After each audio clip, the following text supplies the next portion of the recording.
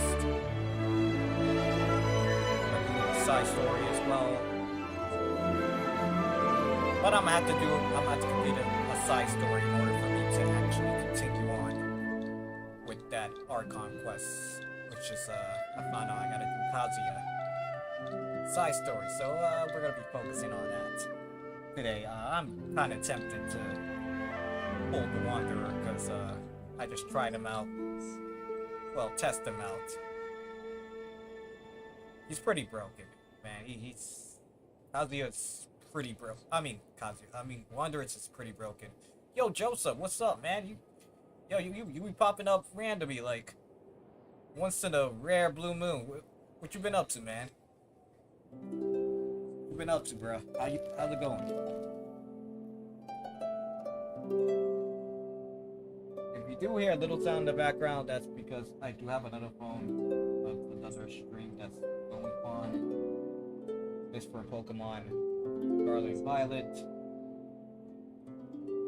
I'm waiting for my turn to get a trade. I've been fine. Just, work. That's all. But I'm glad to see you're doing okay. So, and also, guys, I know I took almost a 2-week break from live streaming because of Pokemon Violet. And I know it's supposed to be still streaming Scarlet, but I still need a spring gatito. I was able to get a Quaxley. I just need a spring gatito for somebody to trade me, and I can actually continue on with streaming Pokemon Scarlet. But I have been playing Violet on my own time, and it has been taking a lot of my time because there's so much to do in that game. So I've been literally just focusing on playing that game. Well, I mean, I can't tell you about Scarlet, but I can tell you about Violet. And it's been great. Besides the little buggy issues, it's still been a great experience. It's so original, and the open world is just amazing. Like, there's so much to do. Like, it gets a little overwhelming, but overall, like, there's just so much to explore.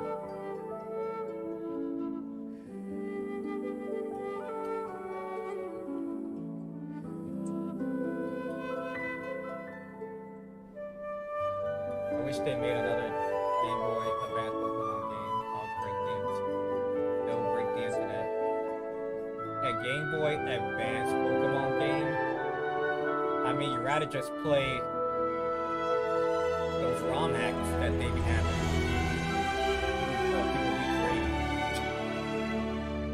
But yeah. That's why I haven't been streaming for almost 2 weeks. But I'm back here because 3.3 is out. Let's try to do Kazuya's side story.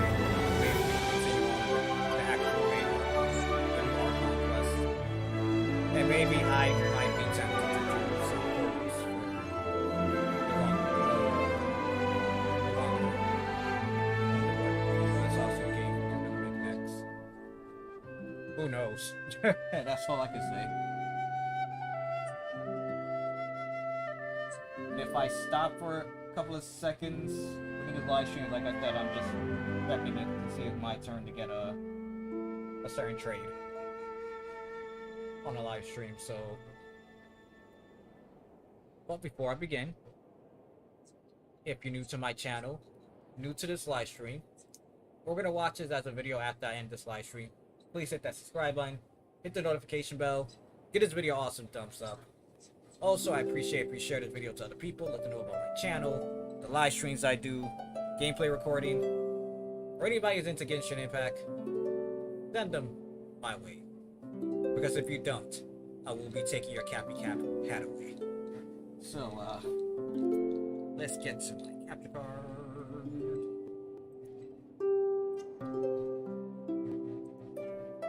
Sideboard.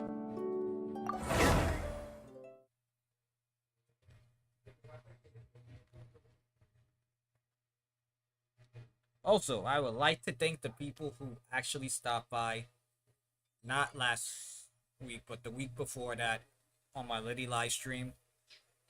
I was actually going to cancel that because most of the people I usually do Liddy live streams, multiplayer, they weren't available. So I wanted to cancel it, but then I felt like, damn, I just said I was going to start Liddy live stream October. I didn't do it that at all October because a lot of things came up. So I was like, I'd rather just play with myself. We did Mario Kart 8 Deluxe. We did the new DLC tracks. And it was super fun. People showed up. I'm shockingly surprised people showed up. And we had so much fun. So, not this week, but next week or maybe the following week, we're gonna have a second Liddy live stream. So stay tuned for that.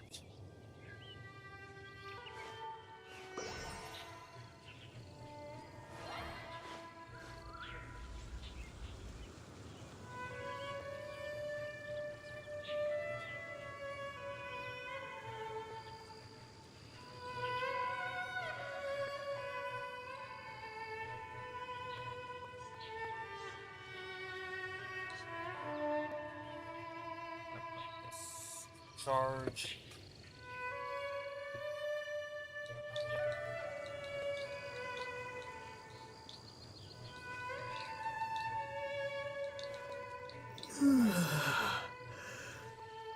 Just in case it's my turn.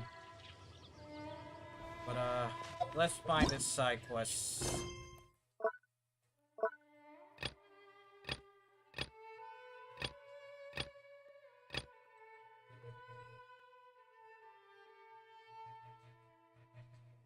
Yes, this one. Unfortunately, I can't do the Archon quest until I actually complete. Why you gotta be so far?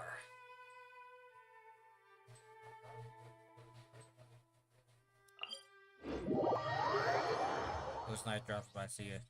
See what I'm talking about, Joe, so you disappear.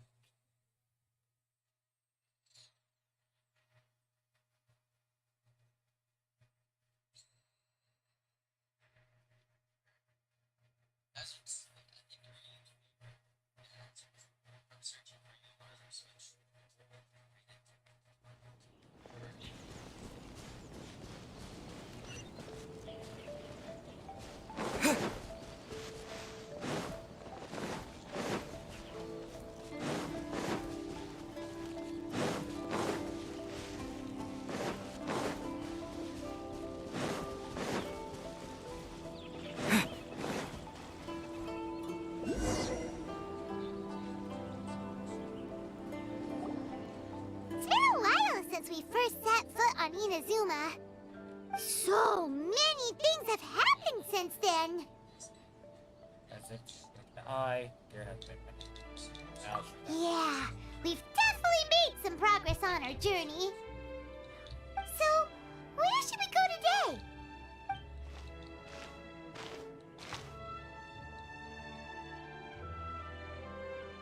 Huh? What's up? Who's that?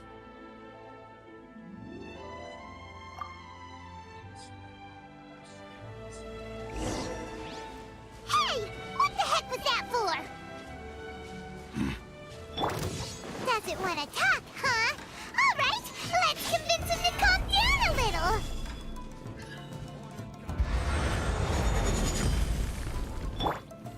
All hail! Access denied.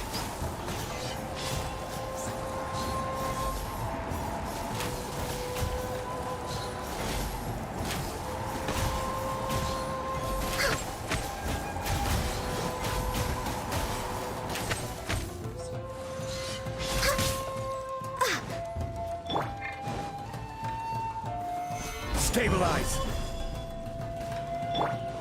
Born of ice and frost.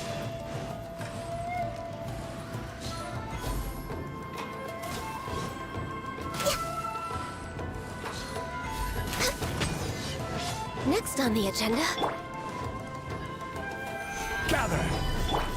touching! Let's light it up!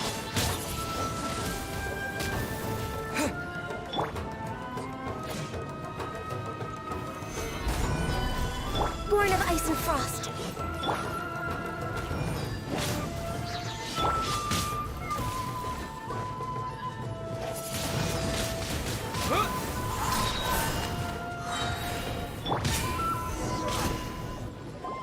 Huh? So you don't have a vision after all? Seems like I've mistaken you for someone else. At the very least, you should make sure you've got the right person before you go attacking them. No, wait! Even when you've got the right person, you shouldn't go attacking them out of the blue. It's dangerous. Have you ever met someone by the name of Kaedahara Kazuha? He carries a sword just like you. I've also heard that he possesses an animo vision.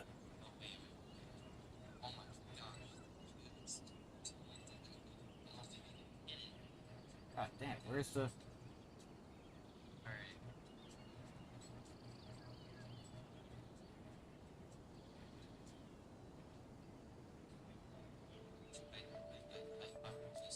That's none of your business. Never mind. You don't look like you know anything anyway. I'm wasting my time. What the heck is this guy's problem? Coming around here, waving that weird sword in our faces, and he didn't even apologize. Seems like a real nutcase. Well, one thing's for sure. No way are we telling him anything about Kazuha. Hey! Don't be mean! I'm unsmart lots of the time! Hell no, you're not. Anyway, Never just was. to be on the safe side, we should go find Kazuha right away and tell him to watch his back. Oh? What kind of hunch? A special connection? You mean beyond already knowing each other? I can't see. Sure. Yeah, maybe a little. But then again, most people look pretty much the same once they start fighting, so that doesn't really prove anything. Anyway, That's why you're there's stupid. no time to lose. Let's go tell Kazuha so we won't get into any danger. Paimon heard that the Crux fleet is stocking up in Rito at the moment. Let's look for him there.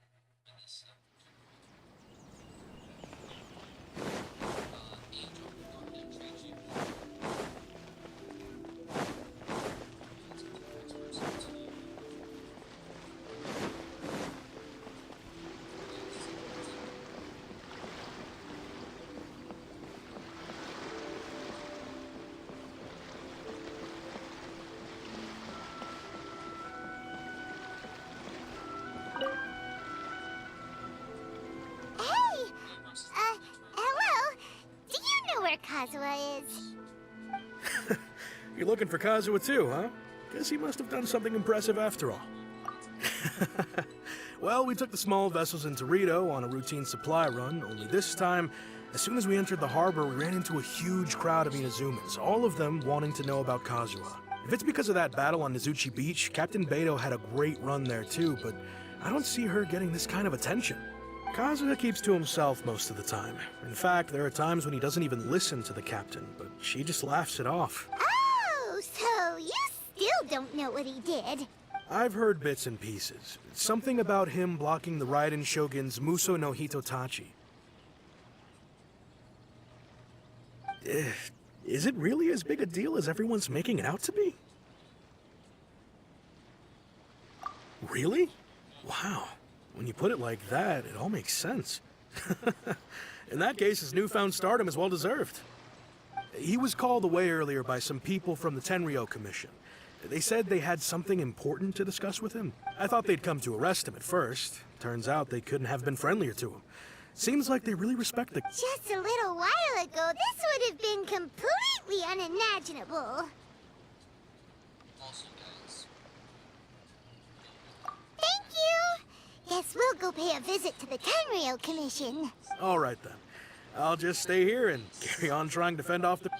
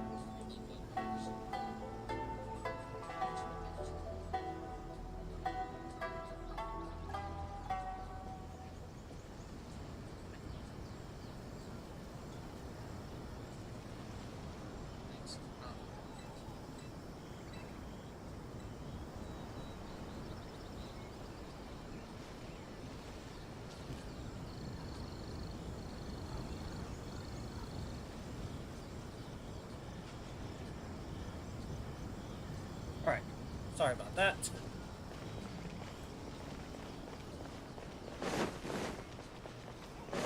This is the headquarters of the Tenryo Commission. Commoners are forbidden from entry.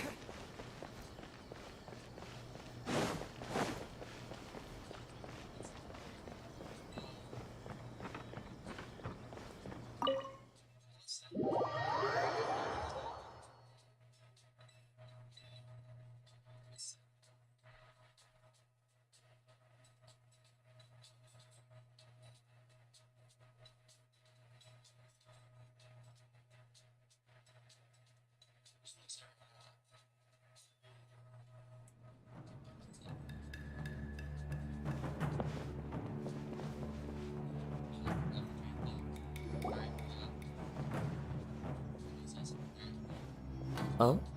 It's you. Greetings. We were just discussing the repealing of the Vision Hunt Decree. Since you're here, you're very welcome to listen in on the conversation. We invited Mr. Kaidahara here to extend a gesture of goodwill on behalf of the Shogunate. Your hard work has secured for us the agreeable state of affairs that we now enjoy. Also, I've been granted the chance to correct my clan's past mistakes, and for that, I'm deeply grateful. The Almighty Shogun has issued a large array of directives aimed at resolving, or at least easing, the tensions that have built up over the years. The Tri-Commission has made the recommendation to use this opportunity to restore the honor of the Kaidahara name. Regarding the history of the Kaidahara clan, I trust that you're already somewhat informed? In short, there was once a group of select bladesmiths who served the Shogun directly, responsible for upholding and further developing the traditional blade forging arts of the Almighty Shogun. The Kaidahara clan belonged to this class. But there came a time when some of these bladesmiths revolted and fled to Snezhnaya. Both the Kaidahara and Kamisato clans were held accountable for lax oversight and entered a period of great turmoil. We later learned that the whole misadventure had been secretly orchestrated by the Fatui. Attributing all of the blame to the Kamisato and Kaedahara clans was neither proper nor just. Considering Mr. Kaedahara has once more made an outstanding contribution to Inazuma, the Almighty Shogun believes he should not only be rewarded for his achievements, but also receive recompense for the excessive punishment borne by his clan in the past. In the interest of preventing further harassment of the Bladesmith clans by the Fatui, we chose not to publicly release the findings of our investigations into these matters. We trust you can understand why this was necessary. This is a true honor. I am delighted to be in a position to receive the goodwill of the Almighty Shogun and the Shogunate at large. However, would I be correct to assume that this magnanimous gesture does not come without some strings attached? I can assure you that nothing could be further from the truth. We seek only to correct a past injustice. With the Kaedahara clan's reputation and occupation restored, the Kaedaharas will be bladesmiths once more, and your wanderings will finally come to an end. You will be able to lead a safe and prosperous life in Inazuma City, with the Almighty Shogun's blessing and full support of the Shogunate. I have grown accustomed to life among the elements. I fear I would no longer feel at home behind the tall walls of a stately abode. Yet my ancestors did indeed take great pride in the name of Kaedahara, and the art of blade making for which it stood. I do have a responsibility to restore their honor. I sense some hesitation in your words. Should you accept this offer, I imagine many of the malicious rumors currently circulating through the populace will disappear. Malicious rumors? All we heard on the way here was so much praise that we almost wondered whether there was another Kaedahara Kazuha in town. Well, to some, the Muso no Hitotachi is something that can never be defeated. They cannot accept the idea that Mr. Kaedahara really parried the Shogun's strike. Also, eyewitnesses saw him using the power of Electro in addition to that of Animo. As a result, the falsehood that Kaedahara Kazuha was using a delusion began to spread. What? But that doesn't make sense. Using a delusion turns you old and frail, and Kazuha still looks fine. That is correct. However, to some people, the idea of a single person wielding two elements at once is a more inconceivable notion still. This is just one of many similar rumors. I am very uncomfortable with being the subject of public discussion, no matter whether it brings suspicion or stardom my way. But perhaps if the Shogunate is willing to publicly support me, this situation will blow over more quickly. This is precisely why I encourage you to give our offer some serious thought. It stands to benefit all of us. Please allow me some time to consider. In fact, let us put this discussion on hold for the moment. Well then, what brings the two of you here? Yikes! We nearly forgot about the most important thing! Why would such a dangerous individual be looking for me?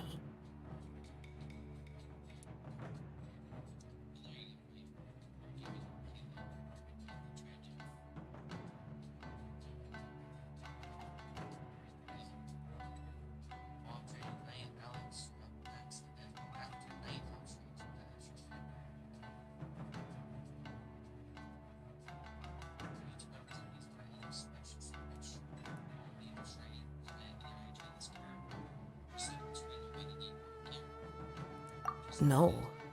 This puzzles me as much as it does you. My fighting forms were taught to me by my family, based on techniques originally developed for blade testing. We undergo rigorous training to standardize every motion the blade is put through, so that each can be fairly assessed for quality. Over time, these techniques came to form something of a Kaedahara sword art, focused on blade testing, but with a full repertoire of combat forms. Those forms are quite different from the more practical ones typically used by samurai in battle. So it's hard to imagine that the similarity you speak of was coincidence alone. All the more reason to watch your back! This guy was a serious nutcase. Indeed. He sounds highly aggressive. Anyone he targets is at risk of serious injury, or worse. In that case, I will send some men out immediately to search for him. Thank you. I must say I am now very curious about this matter, And I will also need some time to consider your offer. I will first join the Traveler in investigating the one who attacked him, then give you a conclusive answer upon... Very well. Please stay safe. Come on. Let's go and track down your aggressor. The detective agency knows the most about what goes on in town.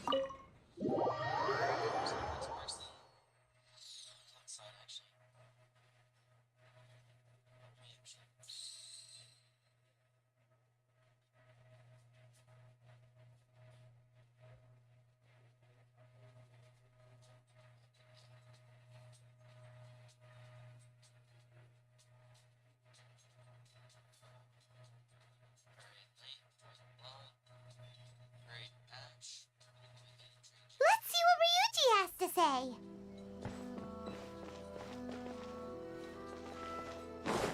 Ryuji.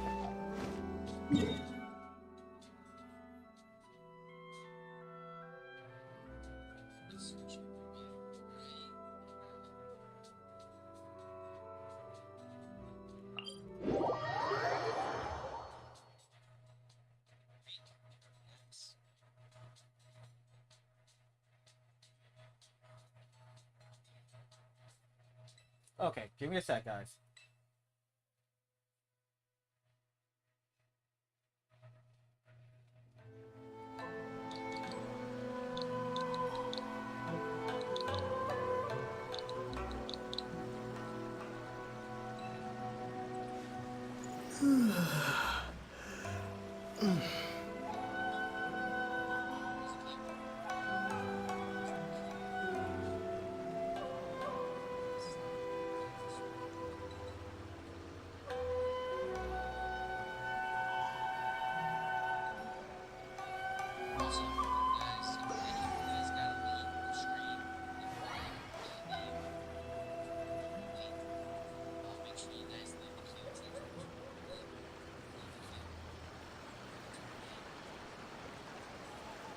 Finally got my trade Pokemon.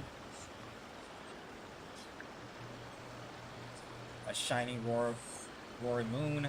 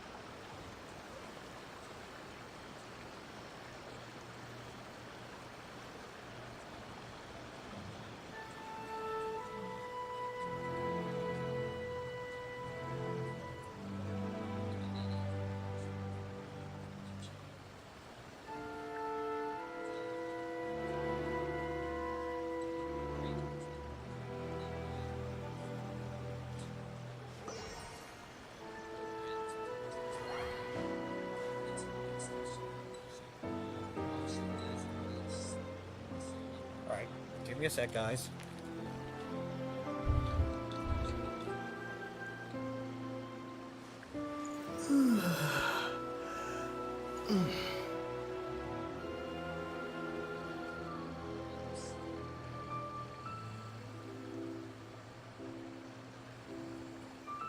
I can totally 100% focus.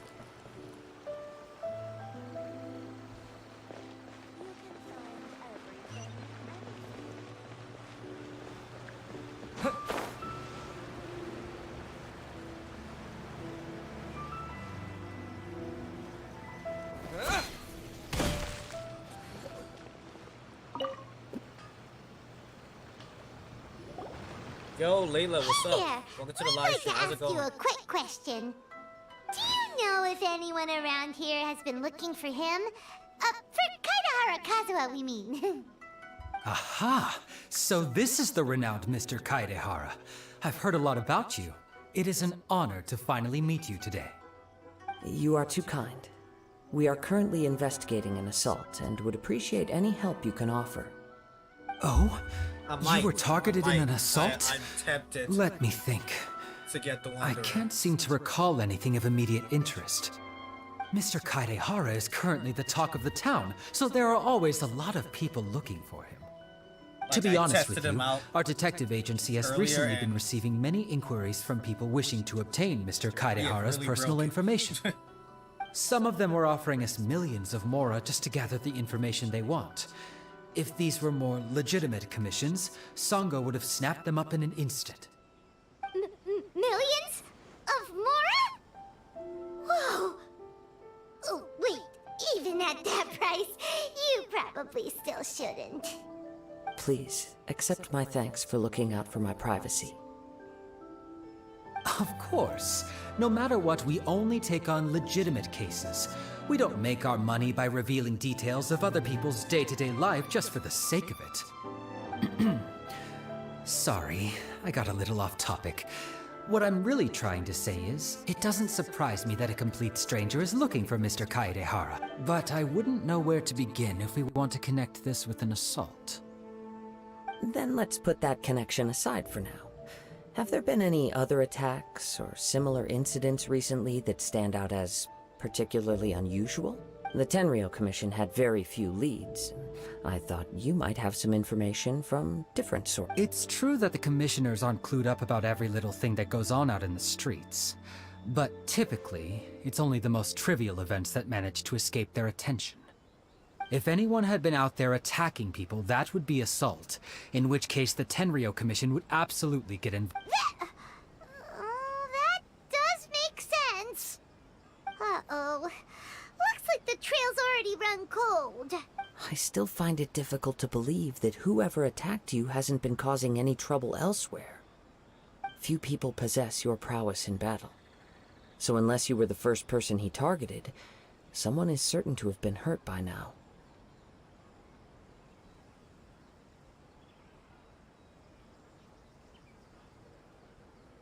I am well aware of your talents. There is no need to be humble around me. In fact, I'm quite relieved that you were the one he targeted.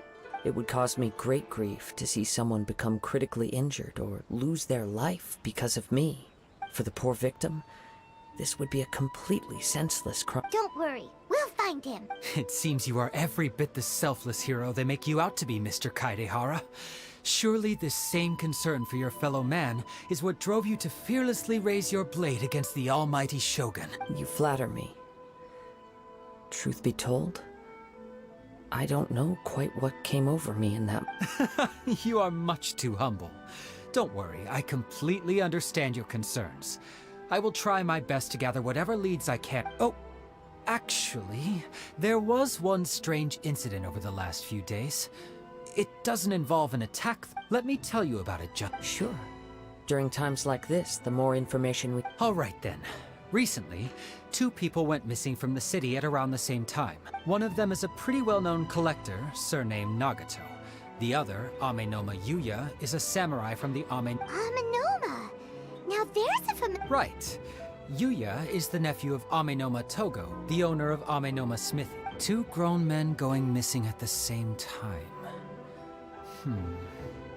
Their cases are likely connected, but I don't know much in the way of details. I recalled this because Amenoma Yuya is also an accomplished martial artist who is skilled with the blade.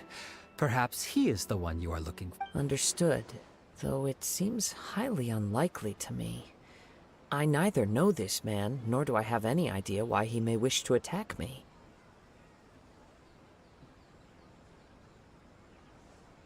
Sure. Thank you, Ryuji. We'll start by making some... Sounds good. All the best with your investigation. I'll get moving shortly.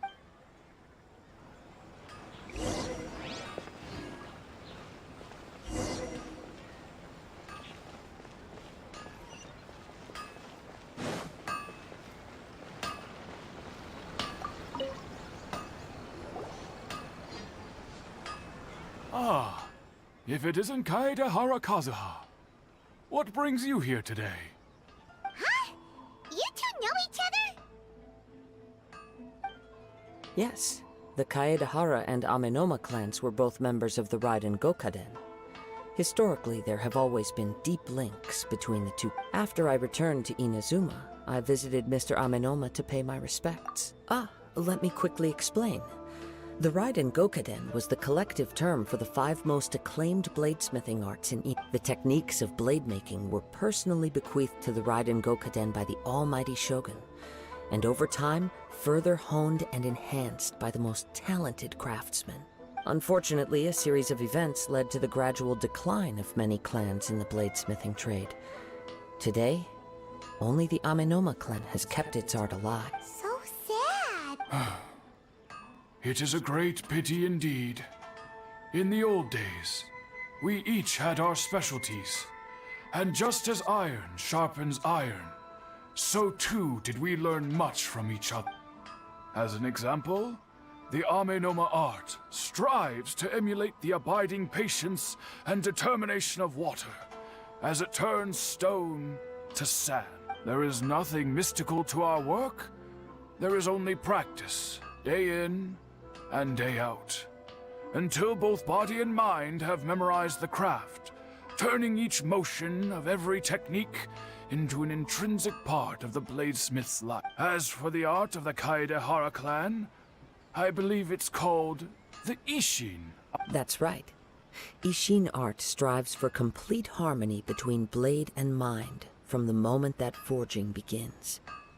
For only a blade thus forged can capture and convey its maker's thoughts and feelings, and eventually become an extension of its wielder's wit. Indeed. Most samurai choose their blades, but an Ishin blade chooses its owner.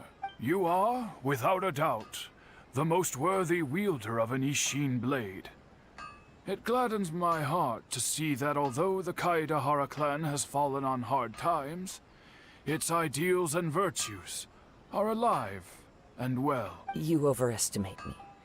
My actions are guided by my own personal sentiments, not by any noble aspirations on behalf of my clan.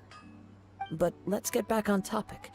The purpose of our visit today is to gather some information on your missing nephew. We hope to assist with the investigation. It may turn out that this case is connected to another we are pursuing. Ah, yes. My nephew. I reported the case to the Tenryo Commission, but I haven't heard anything back so far. He didn't say a word before he left, which is very unlike him. I'm still completely at a loss on what to make of it, but I've done what I can so far. Worrying is futile. All I can do now is wait for the news from the Tenryo Commission. We heard that there was a collector involved in the disappearance too. Know anything about that? Yes. On the morning that Yuya went missing, he gave me a very cryptic look and said that he was going to give me a great gift. I believe he went to collect the item from Mr. Nagato after that. The next thing I heard was that a fire had broken out at the warehouse, and neither of them came back. Yes. Strange, isn't it? I wonder what could have caused it.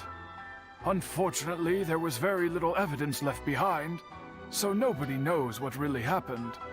Do you have any thoughts on what Yuya may have wanted to give you? If I had to guess, it must have been some kind of rare weapon. Otherwise, there would have been no reason for him to get my hopes. He's never been particularly interested in blade forging, but has always had a fondness for blade testing, and can sense even the most minute differences in blade quality. He is extraordinarily talented in martial arts, particularly when it comes to the art of the sword. Truth be told, we have some information that you may find to be objectionable. The person we are looking for, he attacked this friend of mine. Based on the evidence we have gathered so far, only Yuya seems to match the suspect's profile. What? No. Absolutely impossible. Yuya is not that kind of person. He is humble and kind. Even his training is done with the goal of calming his mind. He has never gotten into a fight before. Is that so? Yes. If there's one thing I can say for certain, it's that Yuya would never draw his blade without a very good reason. But, with that said, it's equally out of character for him to just disappear, with neither farewell nor fair warning. I also cannot know what course of action he might be capable of if coerced or otherwise compelled by circumstances unbeknownst to me. Anyway, should you find him, please let me know as soon as possible. Don't worry. You have our word. From the sound of that, Paimon doesn't think Yuya was the one who attacked us as well. Yes. It sounds as if something happened when the two men met each other. Let's pay a visit to the Naga.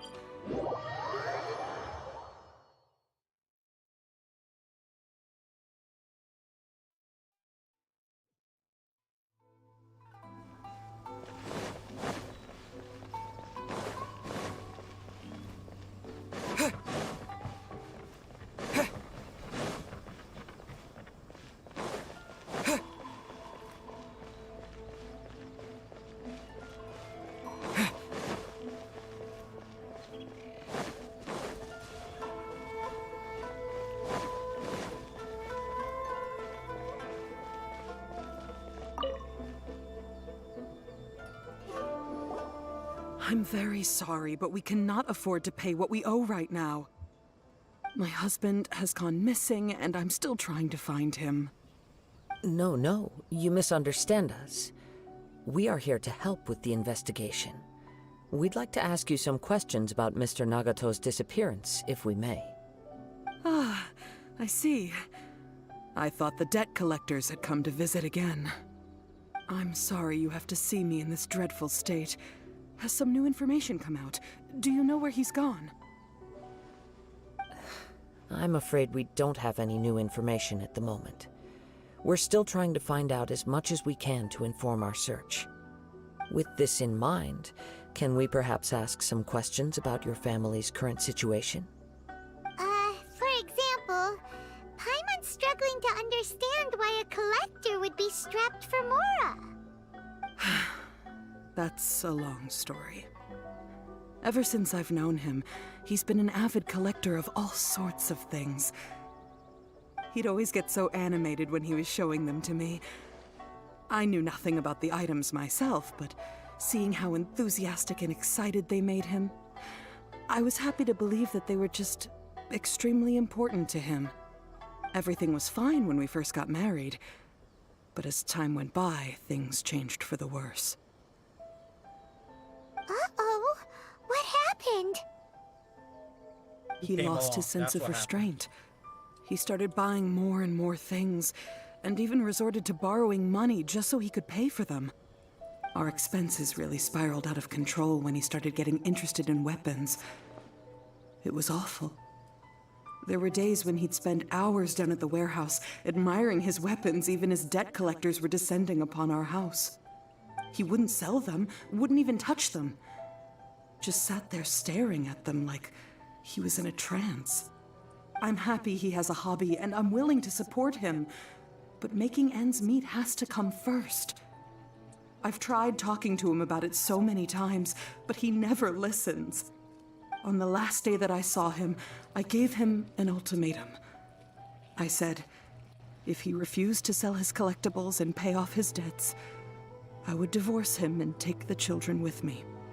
Whoa! And that led to an argument. Actually, it didn't.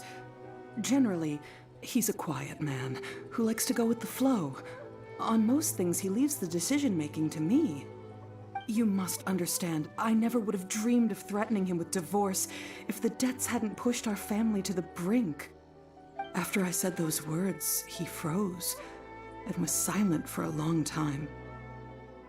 When he finally spoke, he awkwardly mumbled that he would pick out a few items to sell.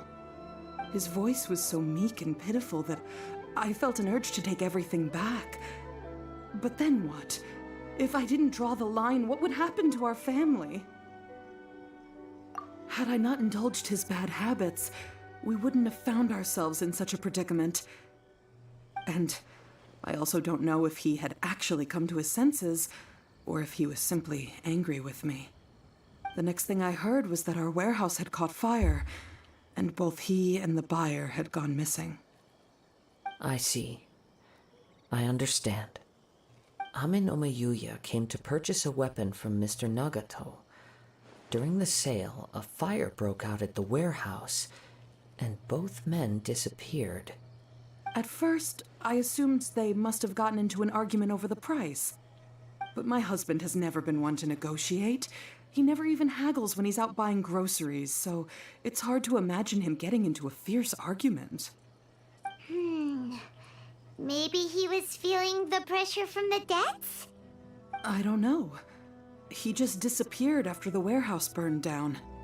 Perhaps he's too afraid to come home now that all his collectibles have been lost in the fire, and he's got no way to pay off our debts. Even though I'm still a little mad at him, we're a family, and I want us to face our family's crisis together. As long as he's willing to turn over a new leaf, I know we can work things out.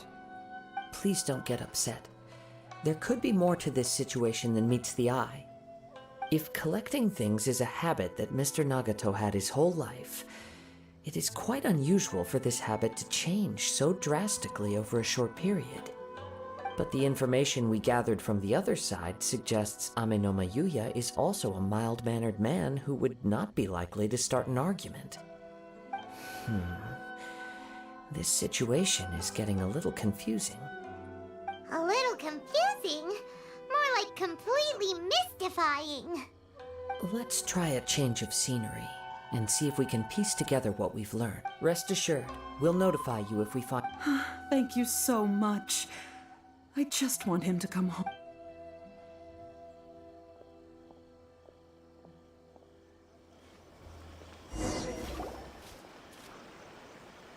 Based on the information we've gathered so far, I can only surmise that the sales meeting between the two men was somehow the catalyst for their disappearance. The fire at the warehouse likely played a part in how the situation unfolded, though its exact role is a mystery. Do you have any thoughts? Well, Paimon was thinking that maybe someone accidentally knocked over an oil lamp and, nope, And my never mind. Shut up. Paimon's brain needs to rest for a while. Over to you.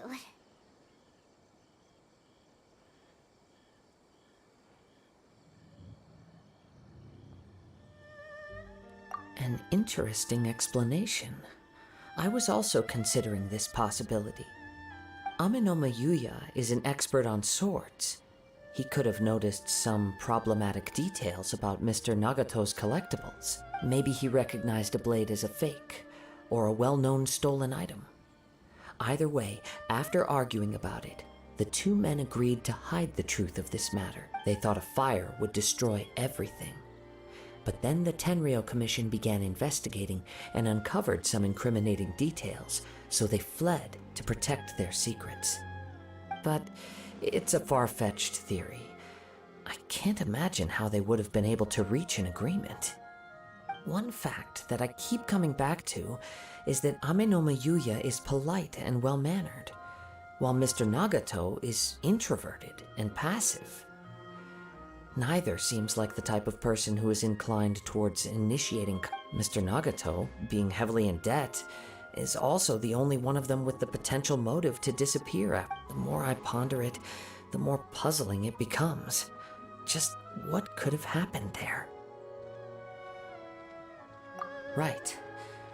Although the time frame seems to broadly match, no other details that we've learned seem to link the two events. Ame no Yuya lacks a key distinguishing feature of the attacker, namely that he is principally a practitioner of the blade testing techniques of Amenoma art, not those of the combat-oriented Darn! We thought we could get two birds with one stone here, but at this rate, it's starting to look... Let's keep going. Since we've come, if we can solve the case, both Mr. Amenoma and Mrs. Nagato will be able to get some... Okay, but... Let's head out of the city and check out the warehouse.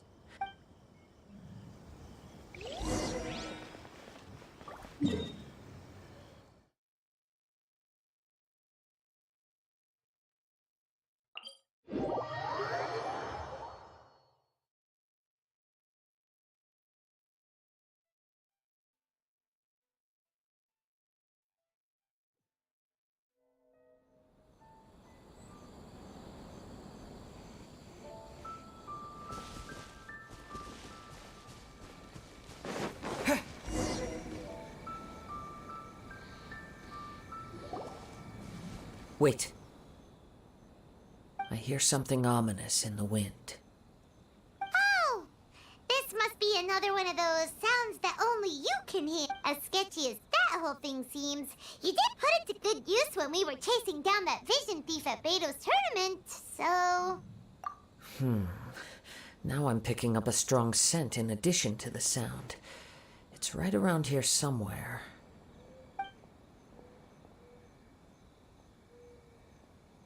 But there's nothing here. It's gone now, but I can still sense the direction. It felt very much like that ancient presence in Inazuma. The remnants of the Tatarigami. Indeed.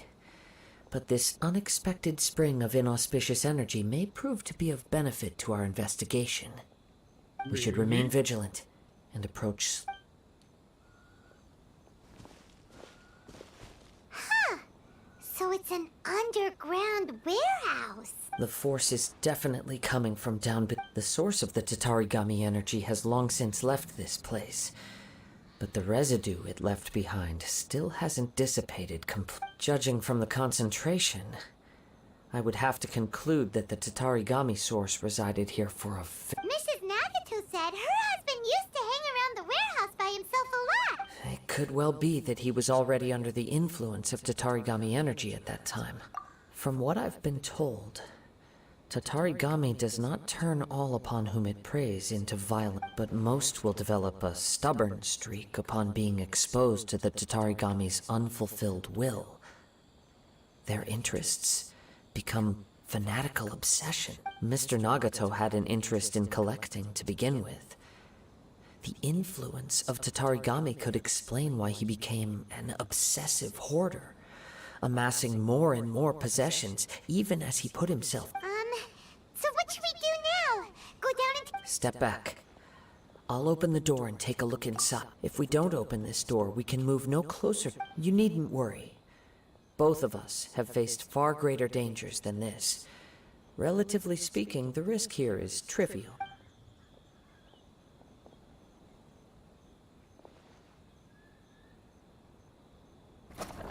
What's down there? Everything's buried in debris. I can't see anything. It looks like the fire caused a cave-in, reducing the entire warehouse to rubble. That was too scary! Paimon was so sure that the warehouse boogeyman was about to jump out at us! All we can do now is keep searching in the direction that the Tatarigami energy's source left this. Two ordinary humans, entangled with the Tatarigami. I fear much misfortune has already befallen them.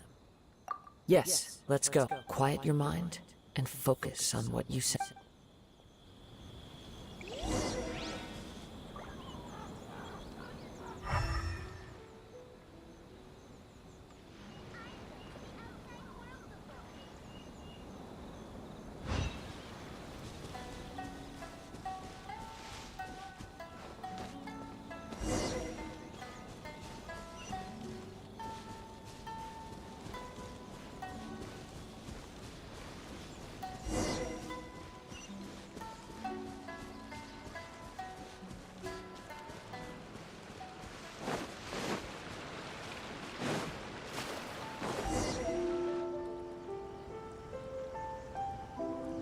From this point, the trail appears to split into two.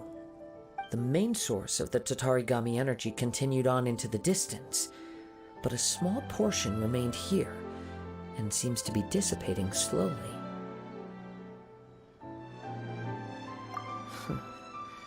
Quite possibly.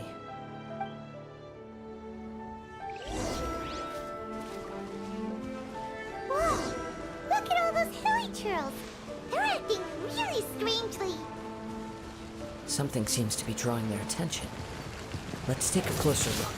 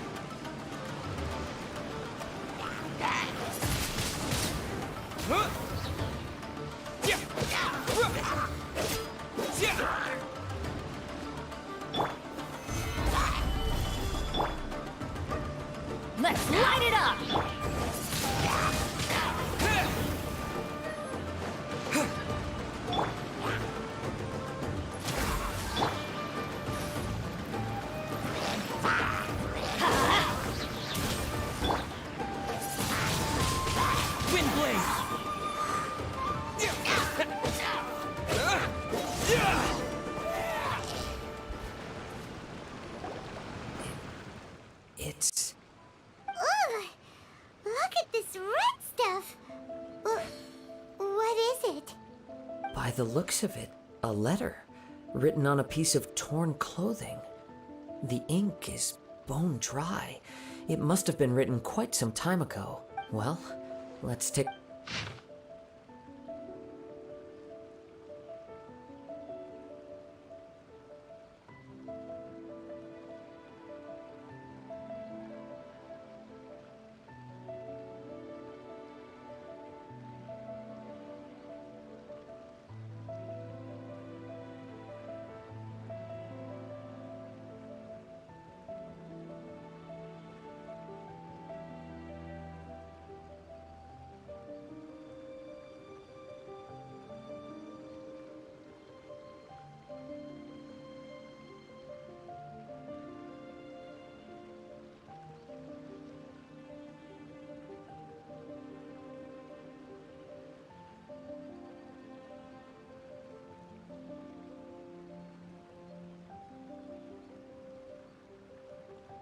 What they want.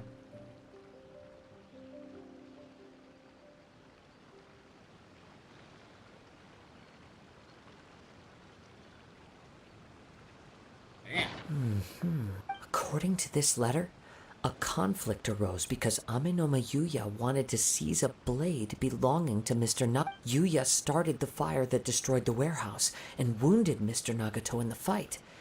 Mr. Nagato kept chase as long as he could, eventually stopping here to write this letter when his strength gave out. So, where... He was not only mortally wounded, but also under the heavy influence of Tatarigami.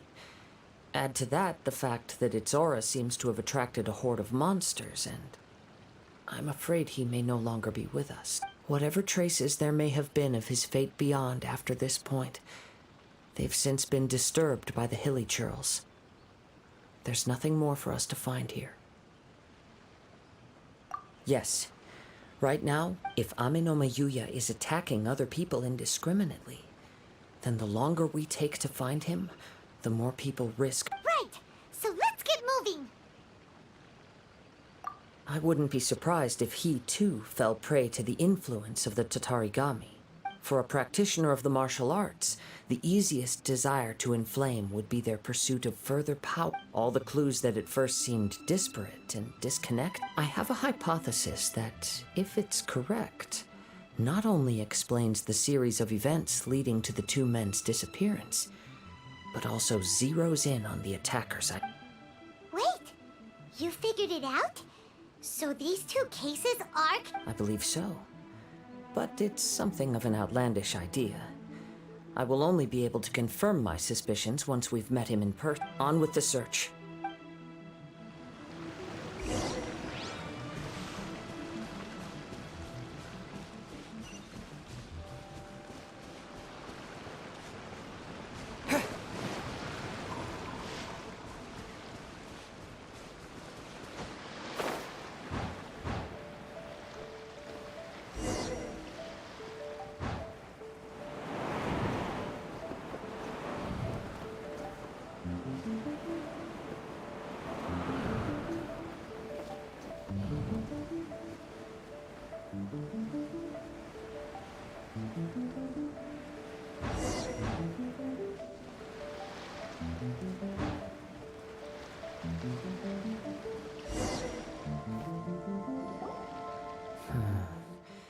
He seems to have stayed here for a long time.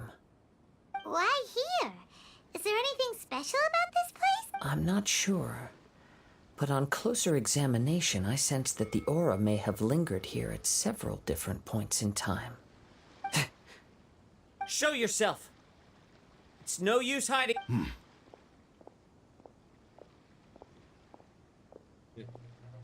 Kaedehara Kazuha. It's you, at last. Aha! So it is the same guy from before. What's your problem, huh? What could you possibly have against Kazuha? Indeed, there should be no enmity between us. If it is Amenoma Yuya that stands before us. But what if instead of facing Amenoma Yuya, we are in fact facing the blade in his hand? Now that you mention it, it is giving off a strange light. Whoa, whoa! Surely you don't mean... Are you serious? Tatarigami energy often lodges itself within physical objects, then works to subtly affect any living organisms in its vicinity. The blade has resided in Mr. Nagato's warehouse for many years, affecting his state of mind, and more recently using the sale as a means to affect, or rather, as a means to occupy, Amenoma Yuya's body. You're sharper than I thought. You've already deduced the truth of the matter. Many years ago, I was forged by a famed bladesmith of the Ishin tradition. I was his pride and joy. In me, he placed all his hopes and dreams. As a descendant of the Kaedehara clan, you should be able to guess our greatest regret. I presume it has something to do with the Raiden Gokaden. Indeed. At that point in time, he failed to live up to the Raiden Shogun's expectations. In the end, all he could do was to flee the nation by sea on a ship bound for Snezhnaya. He was a bladesmith of great renown, a master of his craft. There was nothing that he could not accomplish. All he needed was more time and a little faith. And sure enough, in the end, he achieved what he had set out to do. All of his life's work, his wisdom, his skill, it culminated in his creation of me. He not only bestowed upon me the greatest of strength, but also endowed me with a consciousness of my own. In her conceit, the Raiden Shogun lost not only the single most perfect blade in the entire world, but also an irreplaceable achievement in the art of blade forging. So, swords can become conscious and control people? The people of the time in which I was born never believed I had that kind of power. They saw me as a mere blade, a sharp and well-crafted one, but in all other respects an ordinary weapon. But that gave me the opportunity to take action. After the death of my creator, I decided to leave Snezhnaya and began my long quest to return to the distant land of Inazuma. Moving from one person to the next, I controlled the minds of countless hosts along the way, each bringing me one step closer to my ancestral home.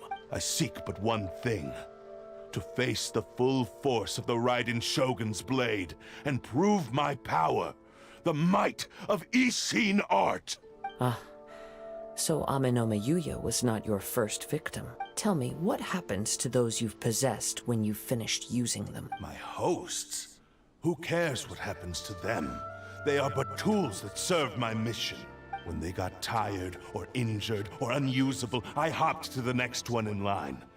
All I needed them for was to take me back to Inazuma. You're awful.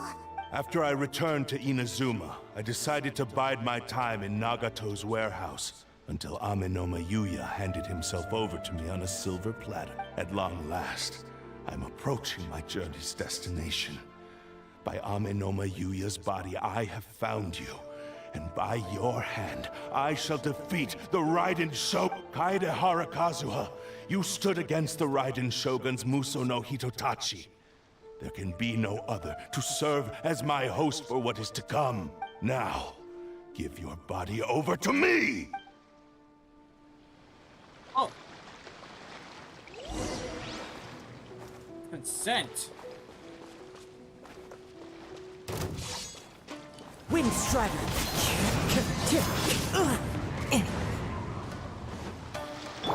Access denied.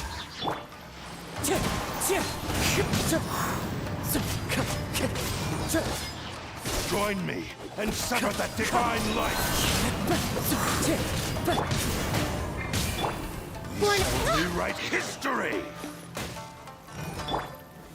Solidify! Wind Strider! Time to go. No touching. Rewrite history! Join me and sever that divine light! Adorn my night!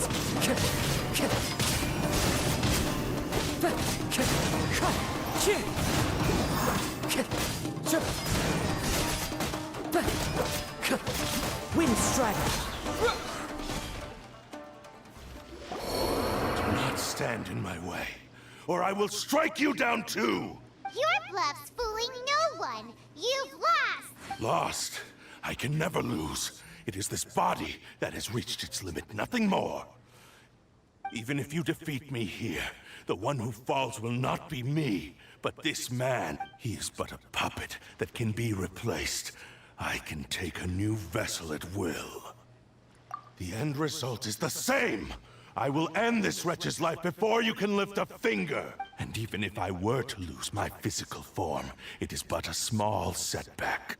My consciousness shall by any means necessary, and any medium available, I shall return and fulfill my destiny! Your fighting style. It is indeed the forms of Ishin art, but from your movements, I sense only hatred and arrogance, as well as a thinly veiled mania and despair. Really? You can tell all that just from his moves?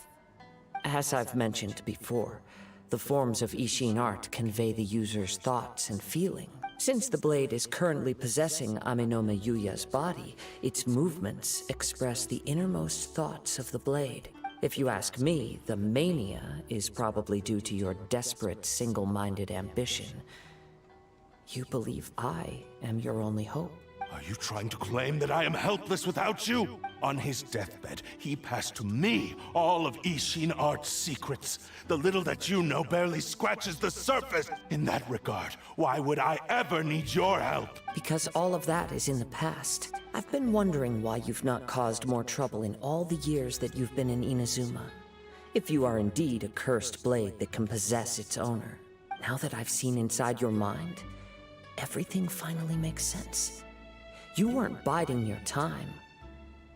You were trapped. After all the time that's passed, you have grown weak. To the point that you are now unable to acquire a new host without making physical contact. Oh, that's right. Paimon remembers now. Mr. Nagato had a habit of never touching his collection. Only when Mr. Nagato witnessed his wife's distress and decided to sell his collectibles did you finally have an opportunity to reach out to Aminome Yuya and make your escape. And what of it?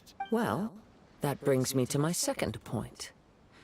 There's a despair in you that is so strong it threatens to overwhelm you. You were determined to fulfill your maker's ambition, whatever the cost. But this ambition is too grand and too heavy for you to bear. Each step you have taken has come at a great cost. I think you realized your limitations long ago. The more you clenched your teeth and pressed forward, the greater your fear of losing everything you had achieved grew, and the more you wished to run from the truth. But the way I see it, what began as an ambition has long since become a delusional fantasy. What would you know about any of this? I'm just one step away from achieving... You returned to Inazuma to prove the unparalleled brilliance of Ishin art. But to make this arduous journey, you committed countless atrocities and showed a blatant disregard for human life. Even if you were to sever that divine light, is this truly the outcome that your maker would have desired? Sure, you inherited the secrets of Ishin art. But even as you made your journey to honor this legacy, you treated the ones who wielded you as mere tools to do your bidding. How could you possibly unleash the full potential of Ishin art when you act in perfect discordance with the principle of harmony between a blade and its bearer? Silence, you blabbering fool! I must achieve my goal. This was his life's dream, and the very purpose for which I was brought into being. I will concede that you are most perceptive. You see my predicament clearly. But you also underestimate my resolve. And you should face reality. Easy for you to say. Facing reality offers me nothing. I have no need of anything that would stand in my way. Not hesitation, not self-reflection, and certainly not your so-called reality. It is pointless to argue further, descendant of the Kaedahara clan. If you wish to save this man, then offer me your body. How stubbornly you stick to your wayward path. I do not believe for a second that you can challenge the almighty Shogun in your current state. So let us make a bet. And I will put your strength to the test. What? Surely you're not planning to agree. Very well. Then find yourself some enemies with whom you wish to cross blades. A taste of my power will more than once we have dealt with them, we shall proceed to Tenshukaku. And as for your end of the bargain, if you lose, you must release... I accept. Don't do this, Kazuha! This is the only way to save Ame no Yuya. If we don't do this, he'll forever be the Blade's puppet. The Cursed Blade's strength is currently very weak, and I sense he's hesitating. This suggests his heart is still not completely devoid of... The power of the Tatarigami lies in intensifying existing obsessions. This is the reason Mr. Nagato and Ame no Yuya fell prey to it. Since I don't have any similar kinds of obsessions, I should be able to put up some resistance for a while. But even if things take a turn for the worse, I still have you both here. We have a chance here to save an innocent victim. I am willing... Your disdain for me betrays your woeful ignorance. I agreed to this bet because there are things I wish to learn. Now, take me...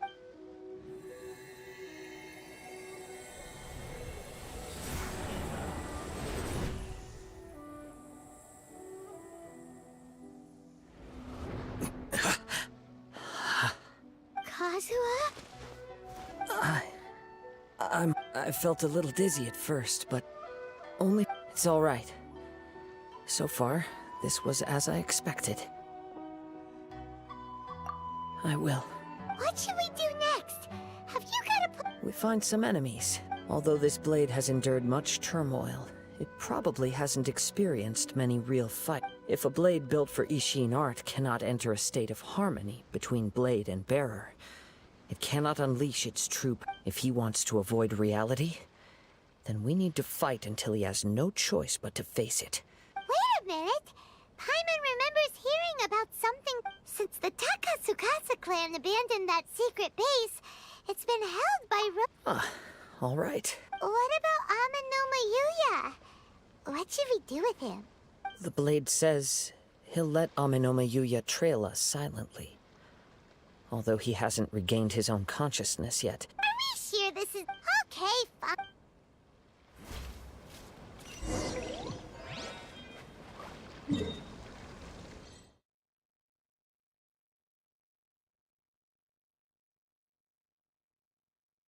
Man, you guys never choose a spot that is close enough to the waypoint where I could just go there super easy.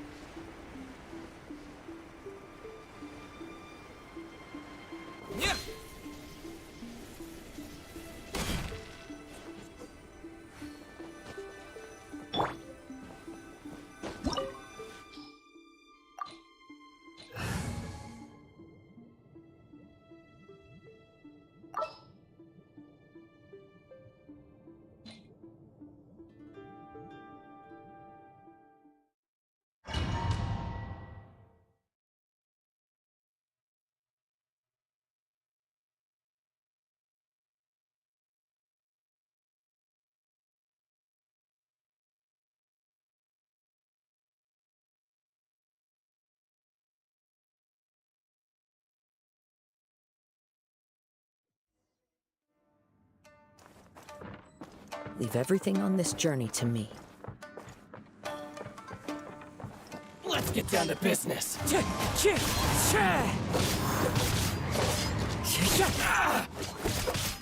Wind Strider!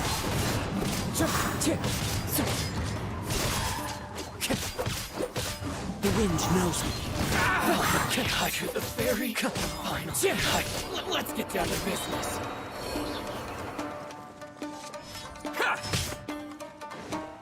As one with wind and cloud. One with nature.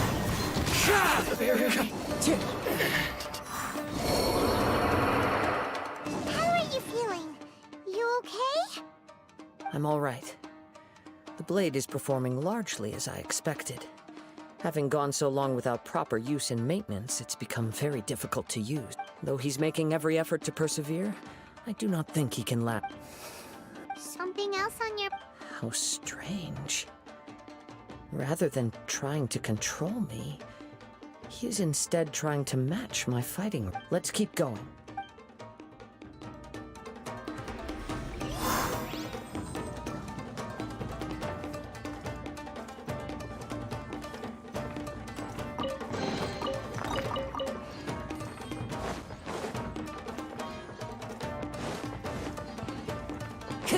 Time to go.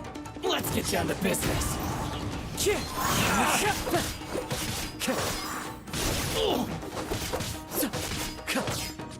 Say no more. The wind knows me.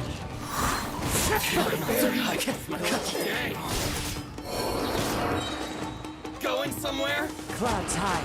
The birds call. One with nature.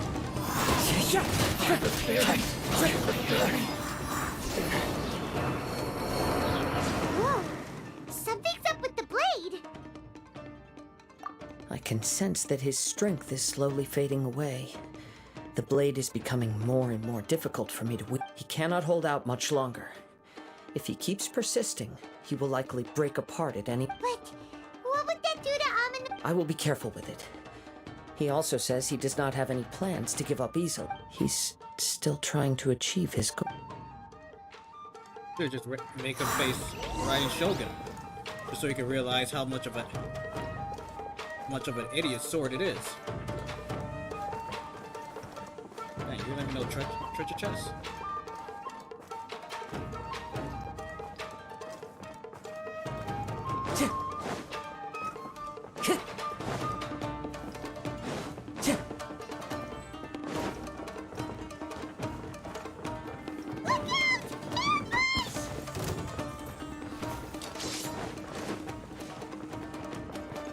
The wind knows me. Fall before me! Time to go.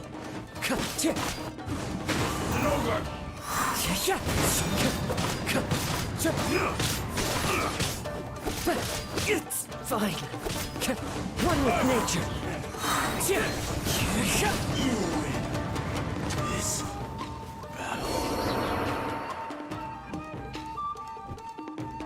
That was such a close call!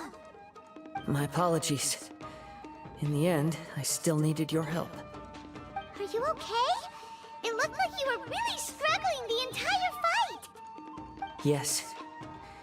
And it looks like he's reached his limit. The shine's grown a bit dimmer again. It doesn't look anywhere near as impressive as it did at the start. Perhaps this time, we'll finally have a chance to see his true form.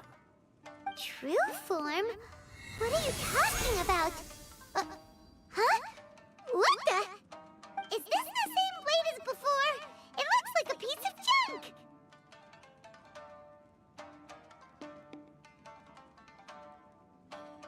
If you choose to continue in the state you're in, you wouldn't even be able to beat Samurai and Kairagi, much less the almighty Shogun.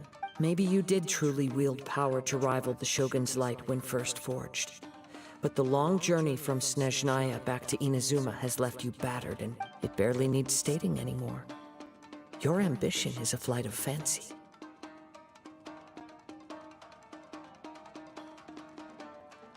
I finally figured out why it was that you agreed to my bet. You wanted to reach a state of harmony with me. For perhaps then you would still be able to wield commendable power. But regrettably, we are nothing alike. I will never understand your obstinacy and cruelty, nor can I empathize with the one who made you. The only one who truly understood you had already passed away by the time you were born. Huh? What's that supposed to... Here they are! Take them down! Where do they keep coming from? Yup! We can help this. Don't worry. I'll use my own. It's just more of the same.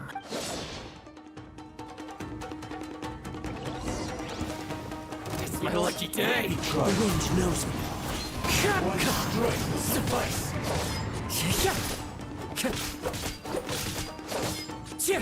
Into the wind. Barry.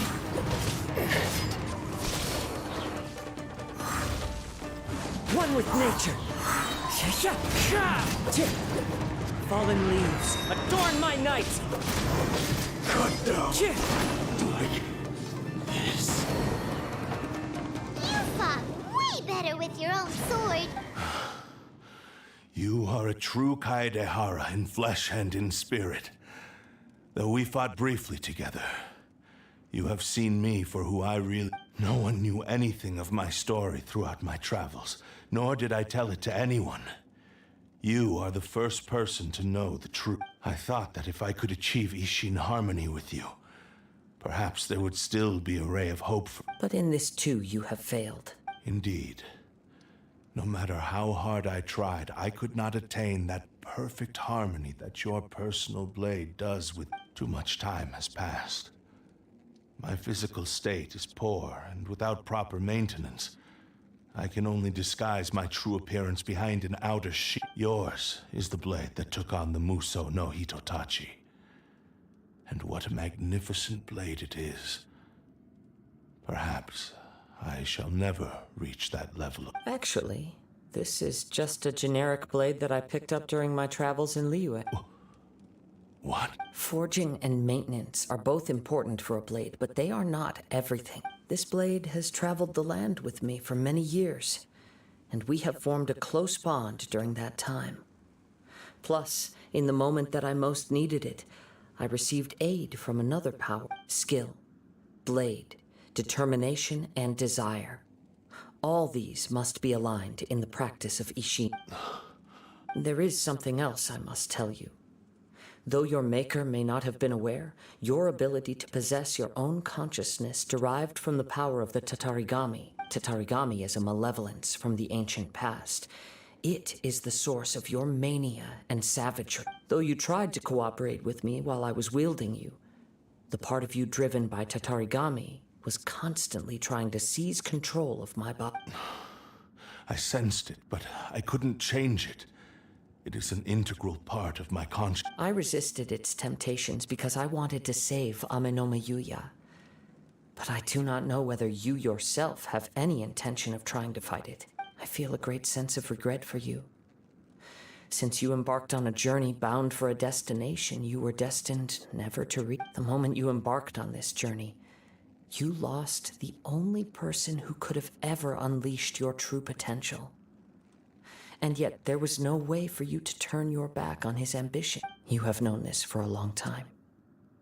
It is the true source of your despair. He gave me everything. My life, my form, my consciousness, and purpose. How could I possibly deny him his wish? I said to him, "Do not worry. From here on, I shall forge your legacy." How could I go back on my... I believe our bet is now settled. I have nothing further to say. Where are you going, Kazuha? He now has neither the ability nor the motivation to cause further harm. Let's give him some time to reflect.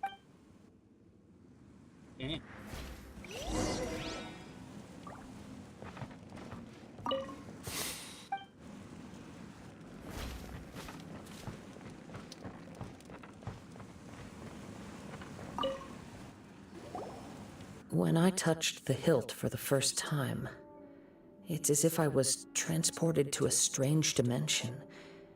It was somewhere I've never been. A bladesmith lay quietly on the bed, his frail face barely visible under the moonlight. His breaths were weak, and his life near its end. A newly forged blade lay by his side, listening attentively to his final words. Wow. That was the Blade's memory. wasn't it? Indeed. While in exile in Snezhnaya, the bladesmith eventually learned the truth behind everything that had happened. The Ishin art had been dealt a devastating blow by the desertion of its best smiths. He spent the rest of his life in the forge, not to vent his frustration and hatred, but to atone for his action. He felt intense regret at being tricked by the Fatui, but he could never again return to his homeland. His sole wish was to one day return his single, proudest creation back to the land of his birth. So he instructed this sentient blade to find a way back to Inazuma, no matter how long or how hard the journey. But he never wished to rival the gods. All he wanted to show was that they once shone brilliantly as blade and smith, that they were still worthy of being trusted. So that's the truth. But after that, the blacksmith's intentions were worked by the Tatarigami, slowly turning his proud creation into the cursed blade of today. Right. I believe the bladesmith might never have known that the power he worked with was that of the Tatarigami. The hatred within that power is what sent the blade down its ill fate. This blade has committed unforgivable atrocities, but only because it lost its original master. No one was there to correct its errors when it was losing its way. Shame it's too... Yes. Time would not wait or stop because of his determination. While the world moved on, his ambition remained stubbornly stuck at that fleeting moment at the dawn of his journey. He seems to have calmed down, though. Let's...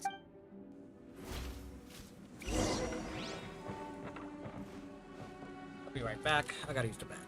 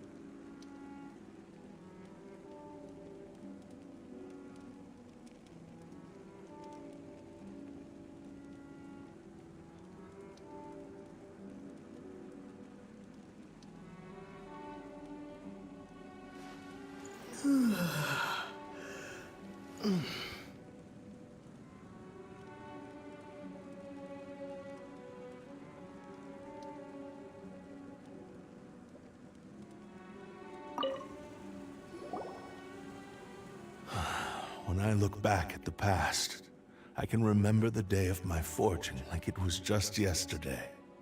I once told him that I would pay any price to fulfill his wishes. Such was the debt I owed to him for giving me the gift of consciousness. But darkness and slaughter numb the mind. Over time, I lost sight of the difference between gratitude and grudge. Not only did I fail to fulfill his ambition, I also defiled it.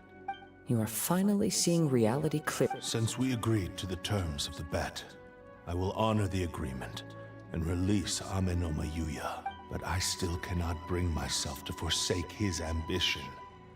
It is the entire purpose for my So, may I ask you to help me fulfill the ambitions of myself and my creator? Hey! Now you're adding yours into the mix, too? Jeez, don't push your luck, mister.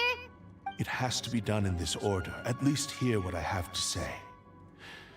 And if you don't agree, I will still release Ame no Mayuya as my physical form, as well as the knowledge I possess should still be of some value to you. His attitude has grown a lot milder. What do you think, Kazuha? Should we give him a chance? Let's hear it. Thank you all. When I was first forged, my maker was already terminally ill. He told me that he had wanted me to have the grandest opening battle. Alas, after that, he never rose from his sickbed, nor have I ever had the chance to prove myself in battle. My fights were devoid of any noble meaning. They were merely the next step in my never-ending journey, the next in a long line of transgressions. You are a fine warrior. I would like to request your hand in battle and experience a true duel between... Oh? And who would be the opponent? I will release Ame no Mayuya and restore his consciousness. Perhaps after that, you can convince him to commit to a fight with you. You must have plenty of reasons to both hate me and desire a good fight. Understood. Then let's start by waking him up and seeing if he has the stamina and... I see. He used my body to inflict harm on us. I utterly despise him and his actions. But since he stayed true to your agreement by releasing me, he must still have some remaining semblance of honor. If a duel can help to set this state of affairs in order, I am willing to put myself forward. I do not wish to be a mere victim in this. There's no need to worry. We'll vouch for your innocence to the Tenryo. Thanks for your help. Who knows how this would have ended without your intervention? All right, then let's move on. More Ronin could appear at any moment. We can't stay. In any case, for a final duel, I think we should aim for a greater sense.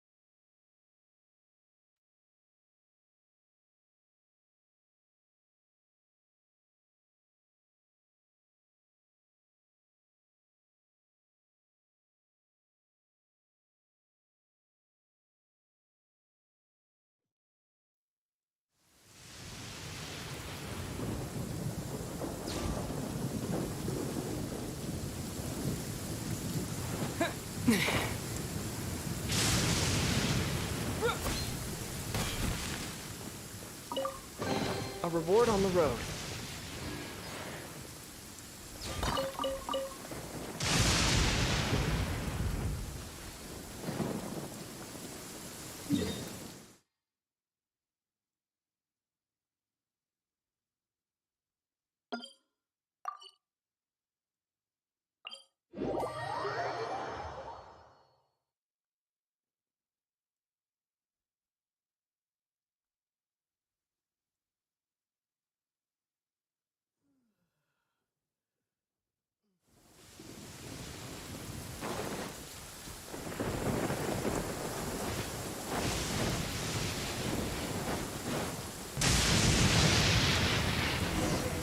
Fight in a battle with a lightning bolt striking.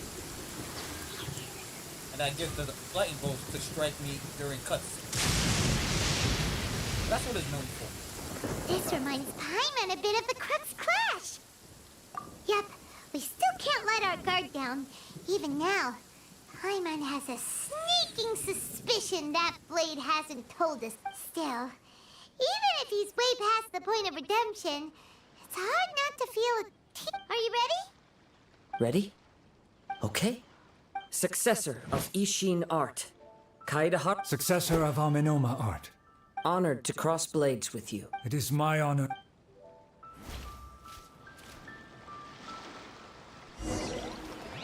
Well, you know, we didn't really have to do this. We could have just done the regular cut. Into the wind.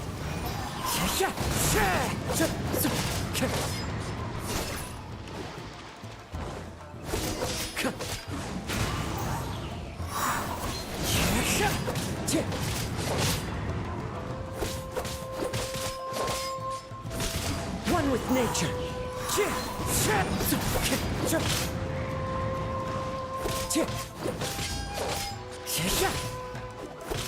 Into the wind. Clouds high. The birds call. One with nature. Stay the fuck still, man. Nobody told you to... The wind knows me.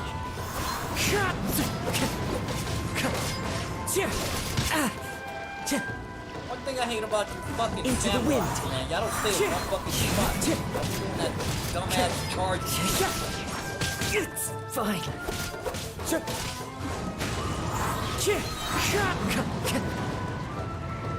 Fucking annoying. Fallen leaves adorn my night. One with nature.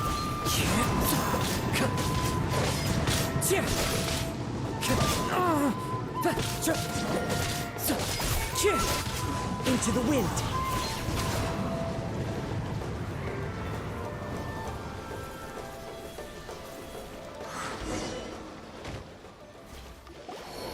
Thank you for the experience.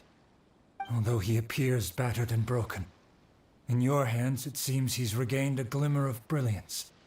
His sense of savage cruelty has completely faded away. But that same sense of determination remains strong. You also fought well. I'm sure he relished the experience. There are a few things that I shall leave him to tell you himself. I must apologize to you for all that has transpired. You need not seek my forgiveness, nor do I have the right to forgive you on your victim's behalf. It is too late for all of that. I do not wish for forgiveness. I only hope that you will see my transgressions as mine alone and not let them stain the legacy of Ishin art. I strayed far from the straight and narrow path, but the Ishin art still has a worthy successor in Kaedehara Kazuha. I beseech you, please understand this. Yes, I too trust Mr. Kaedehara to do the right thing. Thank you, successor of Amenoma art. This blade has also told me that he has another wish. He would like to visit the Amenoma smithy. Maybe we can go back there together. What does he want to go there for? I'm not sure, but I think that all this is about to come to an end. I thought this was supposed to be it. Fuckers just want to keep side stories going longer.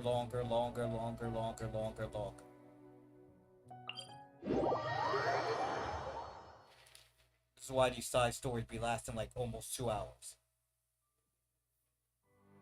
More talking.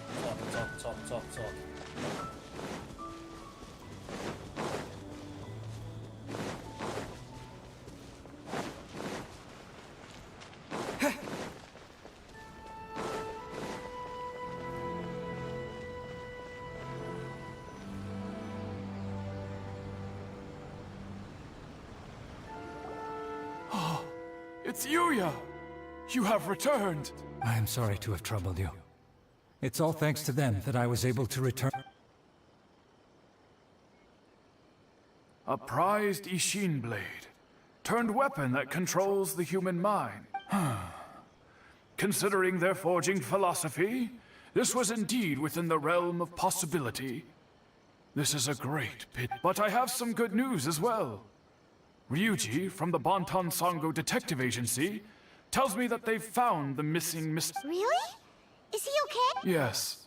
Badly wounded, but he will live. And now that Yuya is back, it seems like the final ending to this story is... I think I know what you want to do. What's wrong, Kazuha?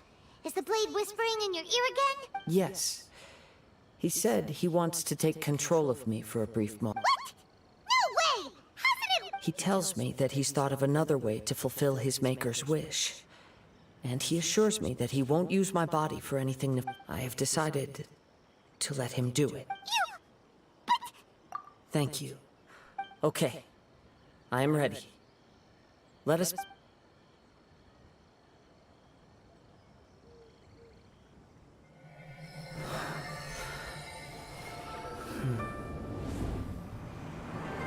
My power is almost spent. Without him, my eventual demise is inevitable.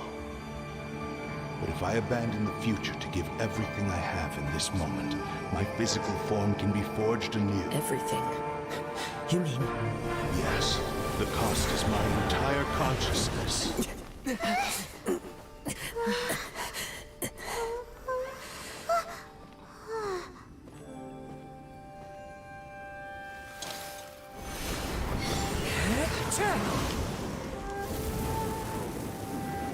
You were right. There's nothing that I can accomplish now. But there's still a chance for Ishin art. Once remade, I will be a valuable resource for your studies. Ishin lives on, and its finest hour is yet to come. Even if I am not the one to prove its might to the Shogun, as long as it is an Ishin blade, crafted by Kaedehara hands, it will still fulfill his final wish. Thank you, son of the Kaedehara clan. Over the years, my real name has been forgotten by all. I'm ashamed to utter it, yet it remains strong in my mind. Kagotsurube Ishin. This name is now yours to keep. Rest in peace.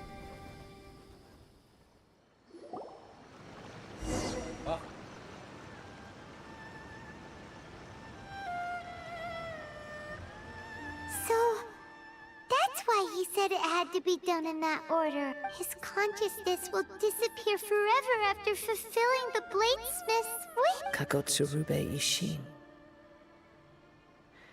It was the first time I ever heard his name. It seems like deep down he disapproved of his own actions, and thus chose to bury this name deep within his heart. Only in the final moments, before his consciousness faded, was he willing to entrust it to another. Seems like he really wanted to fulfill his maker's wish. The same fervent ambition that gave him the motivation to keep going forward also fueled the stubborn determination that blinded him to the path ahead. Speaking for myself, I'd rather see him recognize and atone for his mistakes than see him punished for them.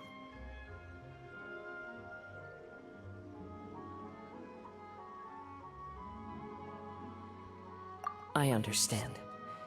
Perhaps this is a flaw in my personality.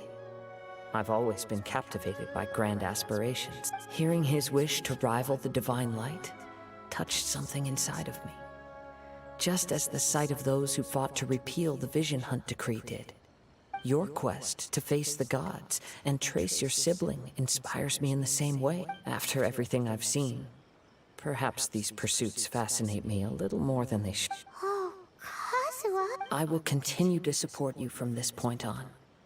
Know that you will have my assistance whenever you need it.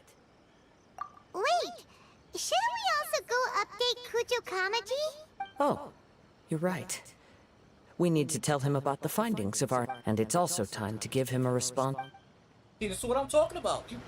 These side stories, we want it to last fucking 2 hours. Like... They could have just ended that right there, and that's it. Nothing else. No. Now we still gotta do more stuff. These side story, I don't fucking understand these shit. I really don't understand these side stories, bro. A side story shouldn't last at least an hour, bro. At least an hour it should last. Hour, maybe close to an hour and a half.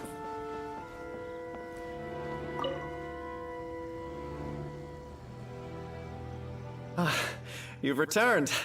I hear that the issue has been resolved. Though this was a treacherous investigation indeed, we're most fortunate that no lives were lost. The Tenryo Commission has already attended to the danger at the warehouse. The investigation into Amanoma Yuya should conclude soon. I do not believe he will be charged with any crime.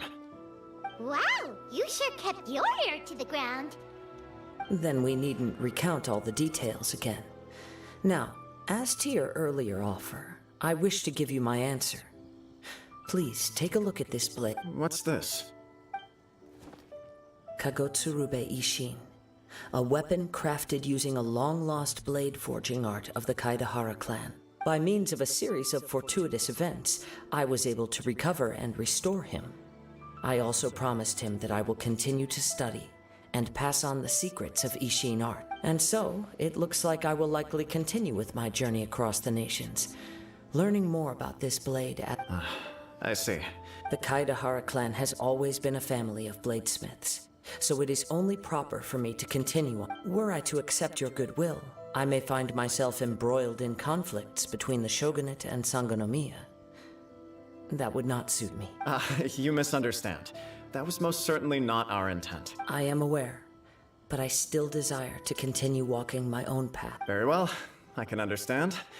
Then let's pretend this offer was never raised. However, if you should ever change your mind or find yourself in need of the shogunate's assistance, please do not hesitate to Great. Thank you for your generosity. Where will you travel to next? I'll probably take to the seas with Captain Beto again. As for my next destination, let's see where the wind takes me.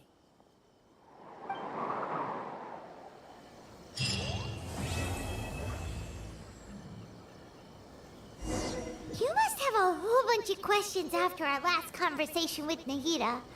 Paimon was ready to ask her a million more questions, but didn't want to seem too pushy. Like, about these Descenders. So, does that just mean people like you who come traveling to Teyvat from someplace else? And as for your sister... Whew, so many questions. Let's go find Nahida and see what else we can find out. Shut up, Panama.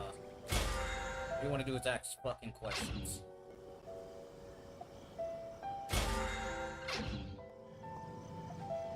Go your damn place. Why if I keep pressing the wrong shit? Well, I can finally do this damn Archon quest.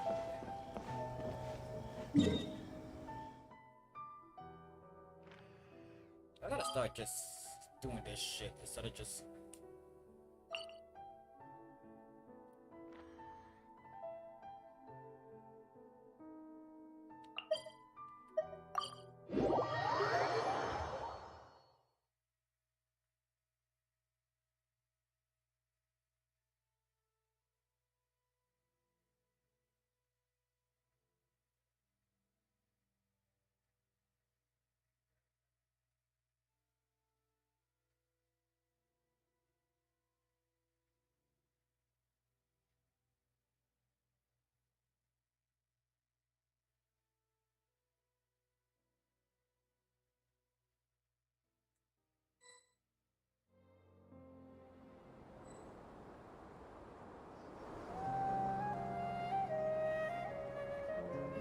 Come on, serious suggestions, please. I'm not trying to write a thriller here. It's supposed to be an essay, you understand? An essay. That means facts and logic. Well, if it's facts and logic you're after, you shot yourself in the foot with your choice of research topic, didn't you? That's a Tara Suna mystery. When so much remains unexplained, there's little to be objective about. Unless, of course, you restrict yourself to textual criticism. Yeah, well, this is my teacher's area of research. I can't change that. But it's fascinating enough without having to sensationalize it, don't you think? The strange location, the missing detail. I want to write my essay on something interesting, and I'm interested in getting to the bottom of all this. That's the only reason I came to you. Yes, you came to me. So all the more reason to take my advice. The fact is, it's the dramatization that will make people want to read it. There's no getting around that. Did one of them just mention Tatarasuna? But that's all the way. I mean, is it just Paimon, or is it kind of unusual for someone in Sumeru to want to write a paper about that? Everyone here's just going about their business. Maybe it really is just Paimon. Guess people here are free to research pretty much anything. Great! Let's go find out what this Tatarasuna...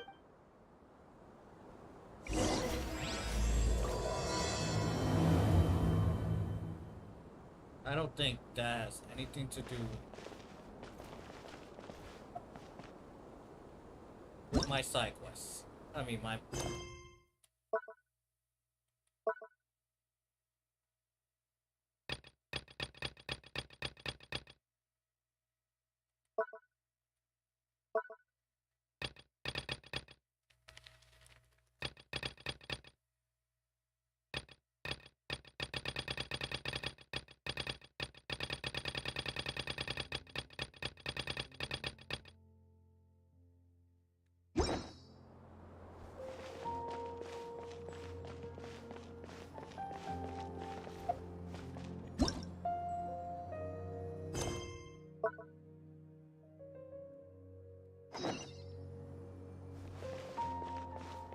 Okay, so maybe it is.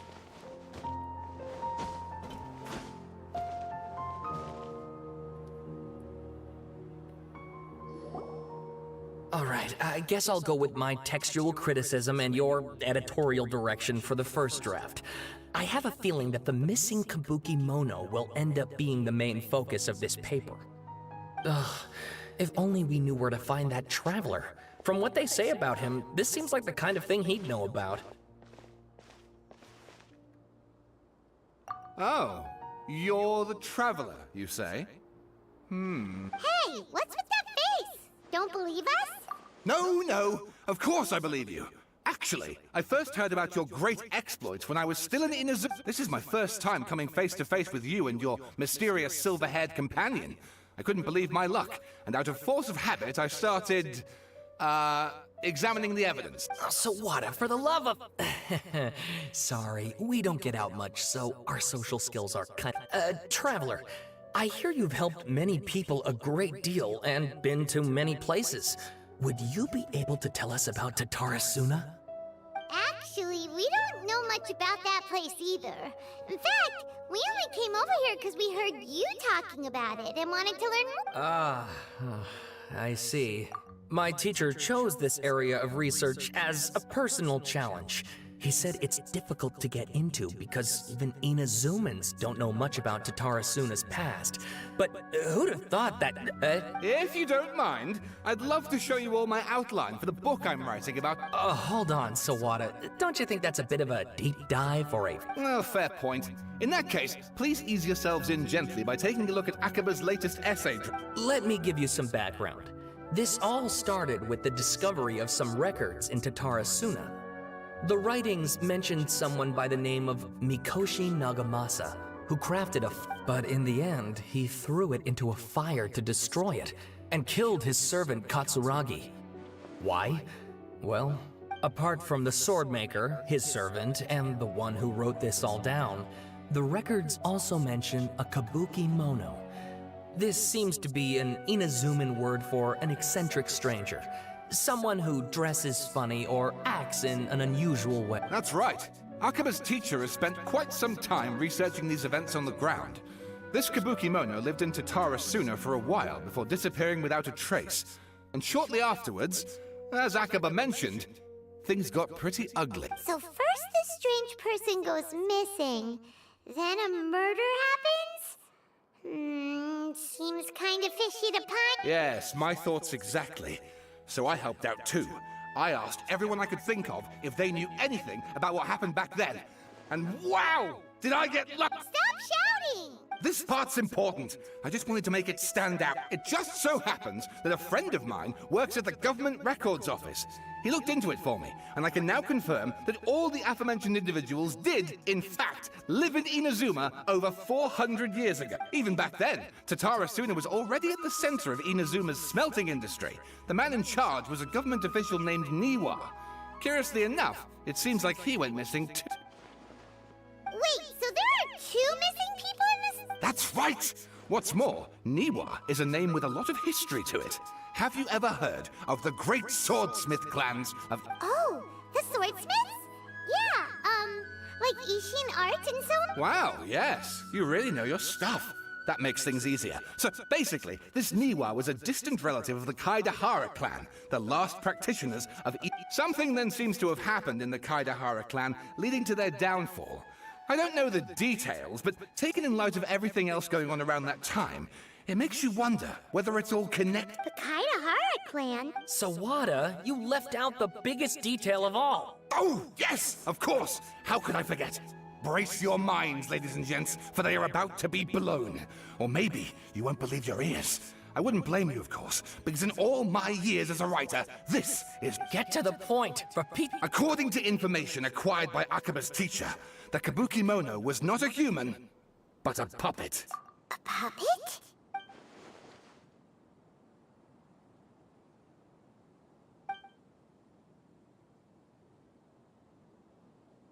Aha! Judging by the looks on your faces, you do know something.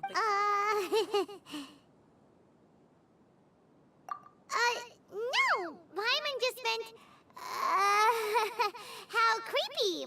The way you described it makes it sound like a ghost story. I agree. It does. But considering that non-human races in Inazuma are by no means uncommon, spooky events are to be expected. And that's exactly what my book is about.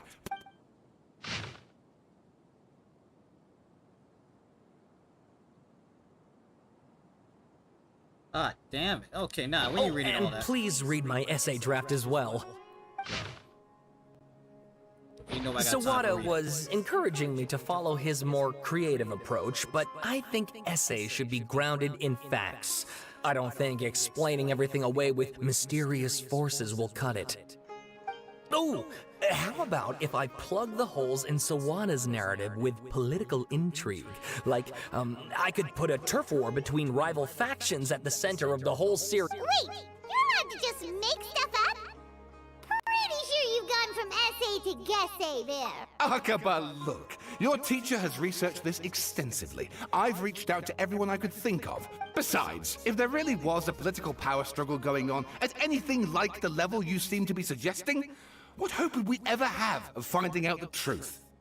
Good point. Okay, back to the drawing board, I guess. Give me some time. I need to find a new angle on this. We have some other stuff to do, so we'll have to say goodbye for now. All right, thank you.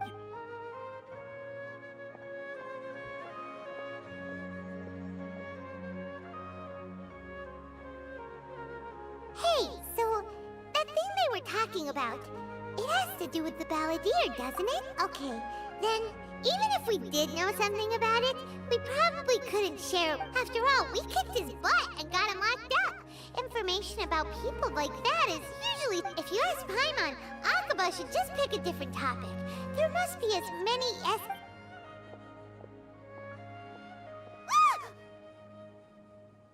Hey, did you see that?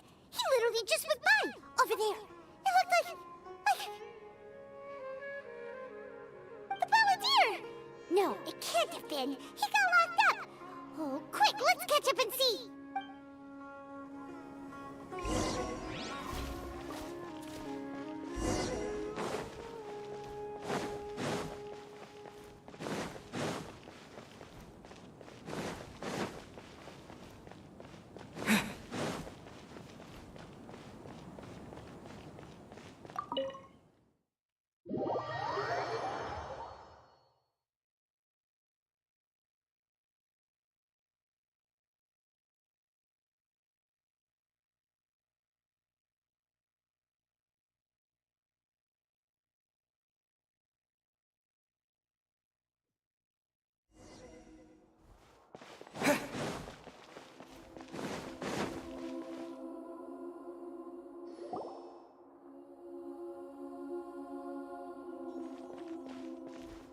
Traveler, Paimon, there you are. Nahida! Bad news. We just saw the Balladeer strolling around in public. Did he escape or...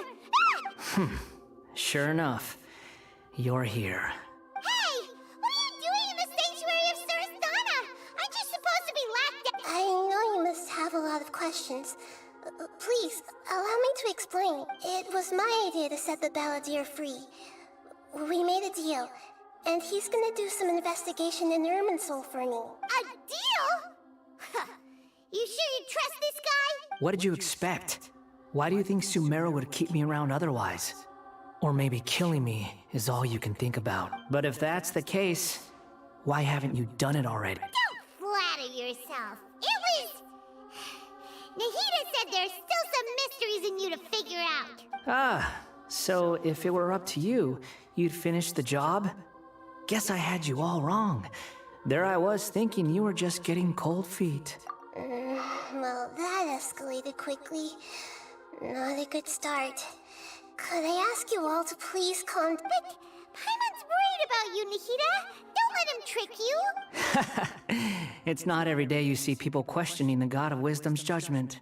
Just when you think you've seen it all. Don't you dare try to drive a wedge between us! As long as the terms are reasonable, I don't think there's a problem in making a deal. I'd rather trust this guy. Well, than trust I, for Panama. one, have no reason to doubt you. Considering you even struck a deal with the doctor. Yes, one in which I gained valuable information. You'll come to understand more about that in the fullness of time. The Balladeer's power was all but completely spent after your battle. He's no longer strong enough to be a strategic threat to us. That puts him in quite a precarious position. Plus, he's a former Harbinger with knowledge of many of the Fatui's sensitive secrets. Being stuck here in Sumeru could make him a sitting duck, depending on how the Fatui plan to respond. Wait a second. Former? You mean, he's not a Harbinger anymore? I take no pleasure in saying this, but it seems as if the doctor had no intention of welcoming back a loser, so... Sometimes it's you using them, other times it's them using you. Most human relationships are this way. Certainly all the stable ones are. That's how it was between me and the Fatui, and also between each of the Harbingers. So as long as you have some value to offer, nobody will ever abandon you. But after recent events, even I have to admit that I'm not worth quite what I used to be.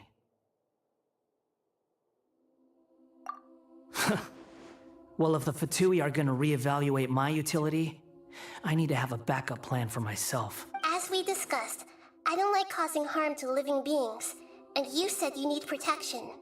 So, why not join forces with us? I think these two have made their objection to that idea fairly clear, don't you? And they're your friends, so I guess you'll be siding with them. Yeah, obviously!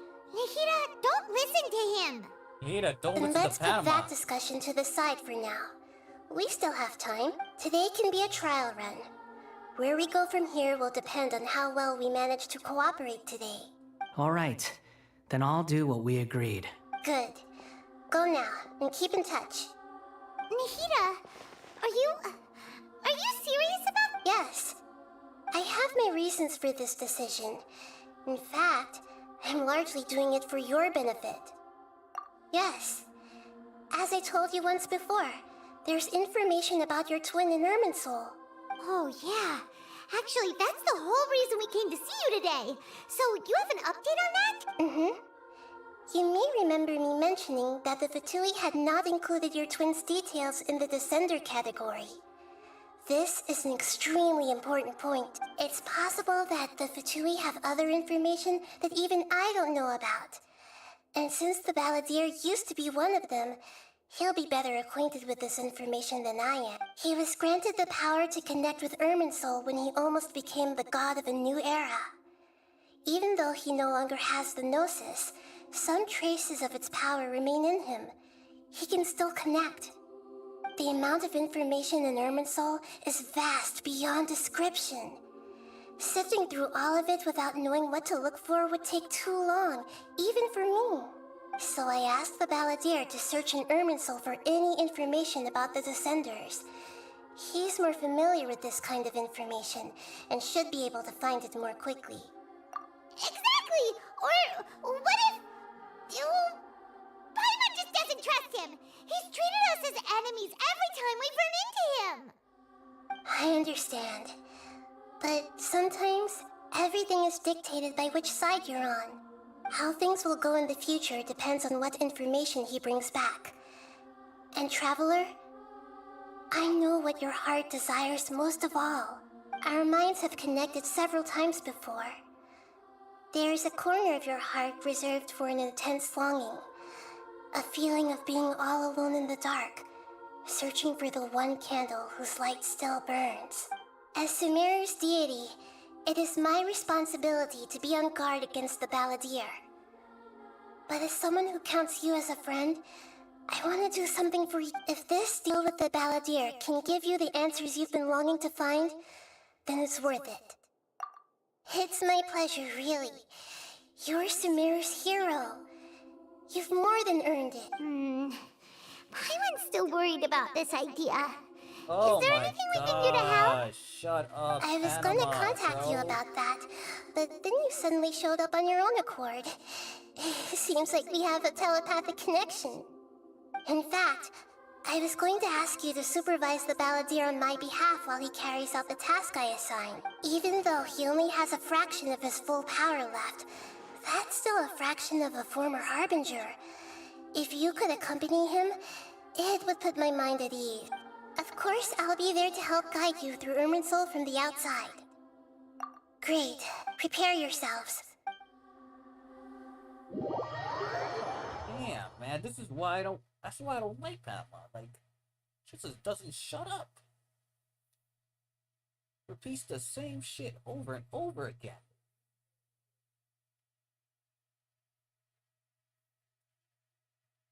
Wow. It looks pretty different here compared to last time. The colors are gentler. Guess that must be because Sumeru's at peace now.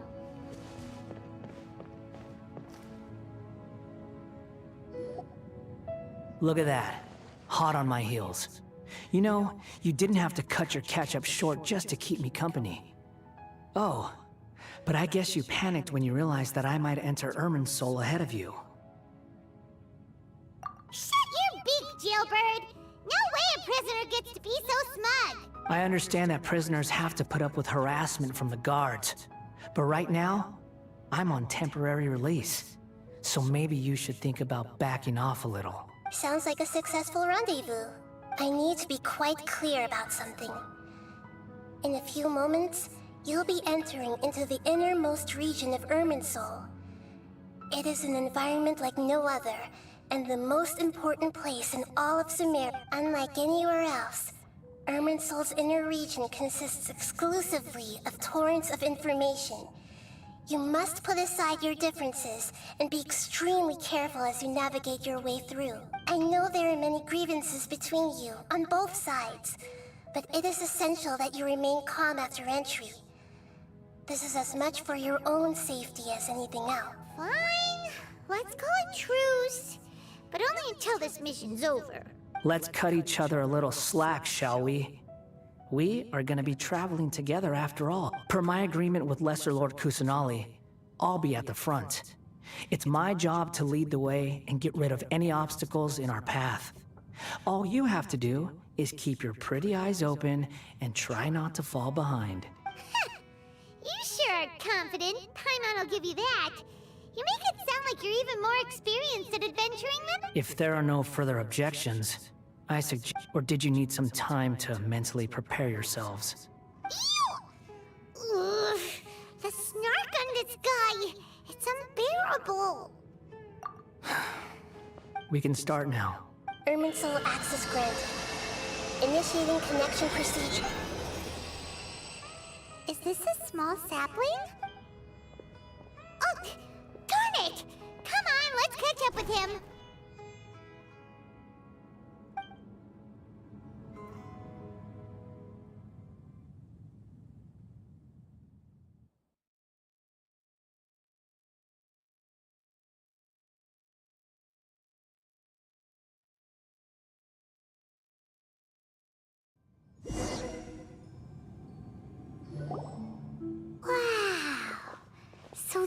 This is the... Ooh. Paimon's never seen anything like this. And it feels like a sacred place. Irmin's soul is closely intertwined with the entirety of Tevat. Every bit of information flowing here means something. Pick your jaws up off the floor. It's time to go. Why is it that Paimon just wants to do the opposite of everything he says? Lesser Lord Kusanali, we will now proceed to the heart of Irmin's soul. Can you still sense where the heart of Irmin's soul is? Yes. Permission to begin searching for information there? Permission granted. Let's go. Stay close. Don't go running off. Hey, so... Say we did go running off in here. What would happen? What are you smirking at? I was just imagining the look on your travel companion's face if you went and got lost. Anything's possible in here. You can't rule anything out. So if you want to stay safe, your best option is to stick close to me.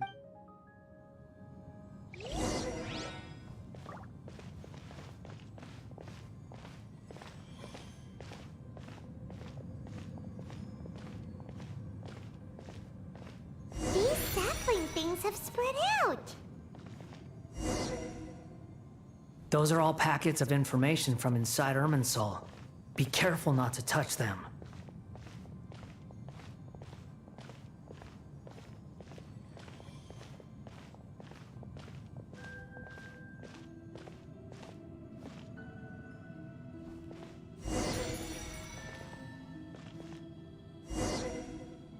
It looks the same in every direction.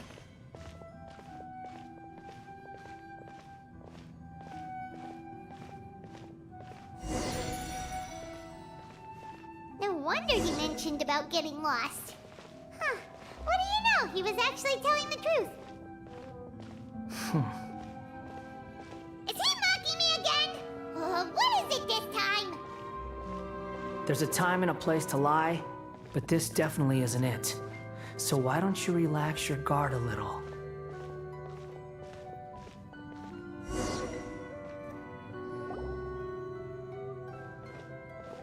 We're here. What a huge tree! Lesser Lord Kusanali, Good, you made it. Are you ready? ready when you are. Then please begin. Preparing to access cognitive currents. The Balladeer's actually doing what Nahida tells him. Guess he must want to stay alive.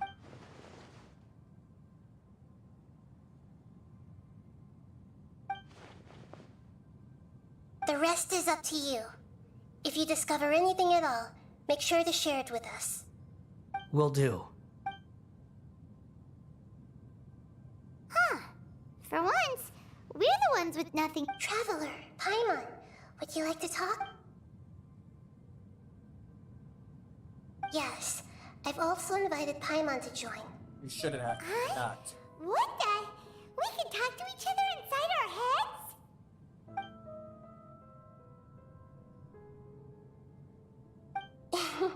That's part of it. Plus, we're all friends.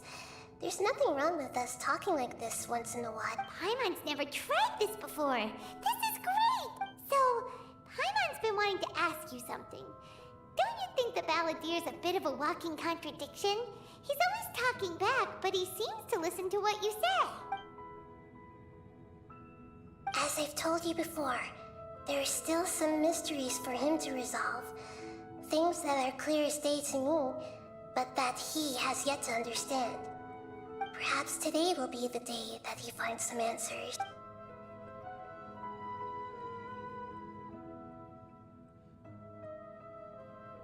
Well done. Smart and attentive as always.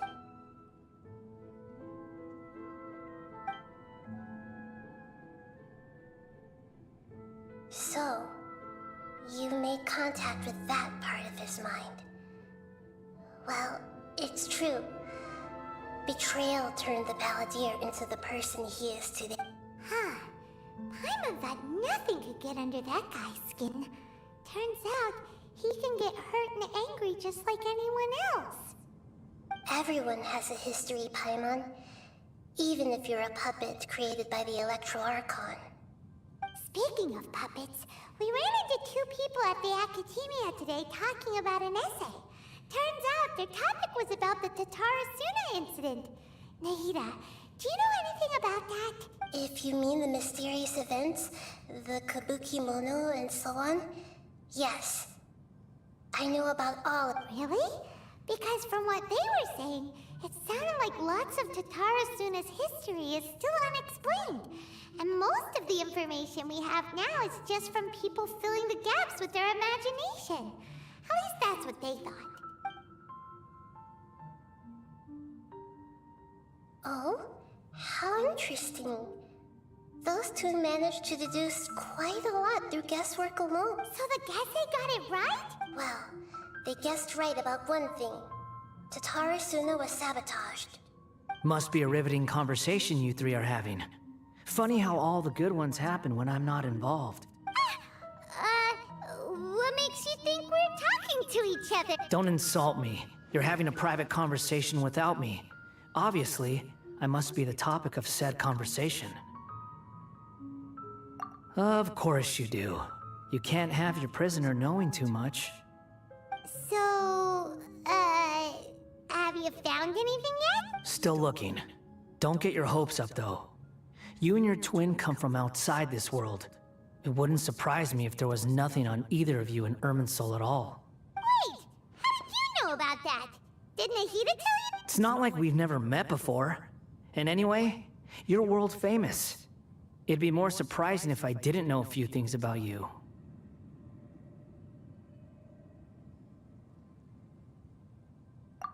Right now, we have to keep the peace.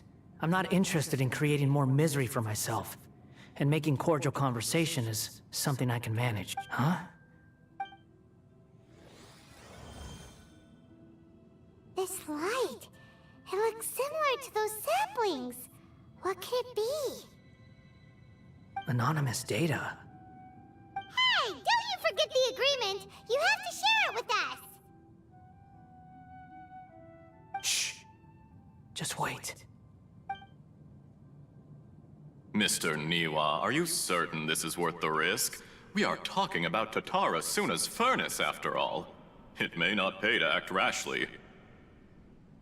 There's no one else who can enter the furnace. It has to be me. Is that so? Well, since you insist. It's...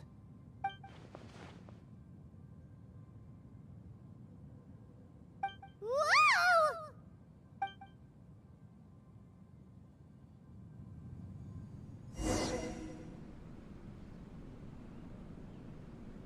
I have been in Tatarasuna for some time now. You have shown me great hospitality, as has Mikoshi Nagamasa, and indeed, everyone else. Under your leadership, Tatarasuna is a warm, welcoming place, like a giant village. People are gainfully employed, their lives have purpose. They are motivated. As I understand, the Raiden Shogun has, in recent years, eliminated much of the evil that plagued Inazuma. As for Tatarasuna, it was originally established as a means of safely disposing crystal marrow. The forging industry with crystal marrow as a raw material has since flourished, giving rise to generations of swordsmiths. Some world-renowned, others unknown, all passing on their legacy. Skills, blood, dreams. Every smith brought into this trade looks to find their purpose between steel and blade. That is why you accepted the proposal brought to you by myself and Akame. Yes, well, were it not for you coming to Inazuma and happening to make Akame's acquaintance, the two of you never would have joined forces. And he would be the first to admit that there's no way he could have revolutionized our forging process like this on his own. At least not on the same timescale. You allowed Akame to take all the credit for a method that you jointly developed. He sold it to me, and now every piece of ore here is smelted using the new technique. Even now, you remain one of Tatarasuna's key consultants, working right here alongside us. I believe it is you, sir, who are truly responsible for the changes in our manufacturing and forging methods. You flatter me. From the outset, I saw much that was commendable in the forging industry of Inazuma, and it has been my great honor to befriend you all. So you say, Escher. But is this really the truth? My good sir, what do you mean? I tried to resist thinking it was all connected, because I didn't want to speculate, and I didn't want to believe that things could turn out this way. What have we gained from adopting your new technology? Ominous black smoke? Mounting production problems? Worker fatigue and casualties are up and continuing to rise at an alarming rate. And recently, as you well know, someone died because of that strange filth inside the furnace. We've kept the truth from spreading outside, but still, I suspect you understand it better than I do. None of the people who went out to get help have come back. Now, our mutual friend, the Kabuki Mono, is taking the Golden Feather to Narukami Island to seek an audience with Shogun. This is our last hope. But that doesn't faze you, does it, Escher? Nothing does. Otherwise, why would you still be standing there with that smile on your face? I'm just surprised that you finally chose to be so sincere. I'm sure you've been harboring these suspicions for quite some time. Mikoshi Nagamasa may have noticed that there was one common denominator among all these events. Namely you, Escher. But Mr. Mikoshi is more cautious than I. He does things by the book. After all, Nagamasa is the adopted son of Mikoshi Torichio, the yokai struck down by the Shogun's own hand. If he truly seeks to redeem his family's honor, an abundance of caution is well advised. You're well informed on the subtleties of his situation for a mechanic all the way from Fontaine. Are you sure you're not a little overqualified? Why, Mr. Niwa, are you suggesting I find a job as a diplomat? Sadly, I am so very attached to my craft. Enough, Escher. I'm here because an evil force is raging inside the furnace.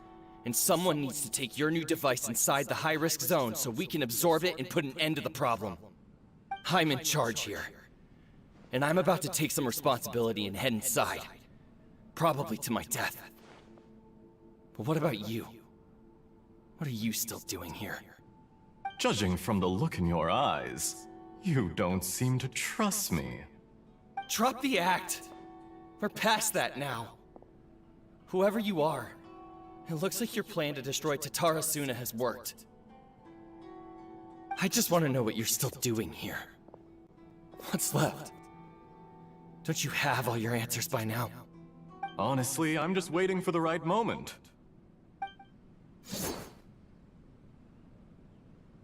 A moment like this, where you finish talking and I stop you from entering the furnace.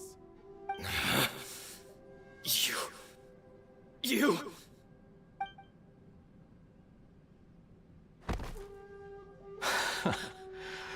You're a little smarter than I initially gave you credit for. I thought I'd disguised myself exceptionally well, at least for the first few days.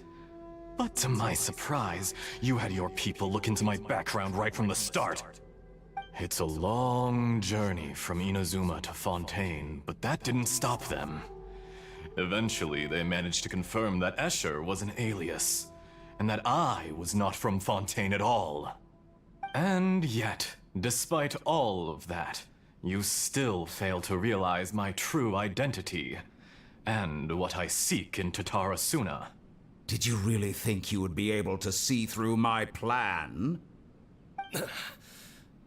If you kill me, there's no one who can get inside the furnace. So you're really going to destroy this place? Is that it? Oh, but you're quite wrong. There is one other person. Some may not see him as a person, but you told him yourself. You're not a puppet. You're a human. You're just missing a heart. Whoever you're working for won't get away with this. They'll be found out. But this makes no sense. What are you really trying to accomplish by all this? Why go to all this trouble? It's no trouble at all. Patience is a virtue which I have in abundance. This is all part of a carefully controlled experiment. If you must know, I'm happy to divulge my true identity. I'm a Fatui Harbinger. Call me the Doctor. The Fatui? Who? What do you want? Just to create a minor inconvenience for your nation. That's it? That's why you gave us your cursed technology? Just to let loose the evil energy from the crystal marrow? Look how even the righteous soul is filled with venom when faced with its demise. My device functions precisely as you say. It is the only chance you have of preventing a catastrophe and keeping the truth from the outside world. However, I did not make it with you in mind. It is easier for a person to be possessed by evil spirits when they are filled with hate. So give in to your fury. I want to see what happens when a malevolent heart is placed into an unsuspecting puppet. Make no mistake, even without you, that pure, innocent puppet would only end up being used by someone else instead. And, what other reason would a human have for befriending one who is not of our kind? I'm pulling for the wonder.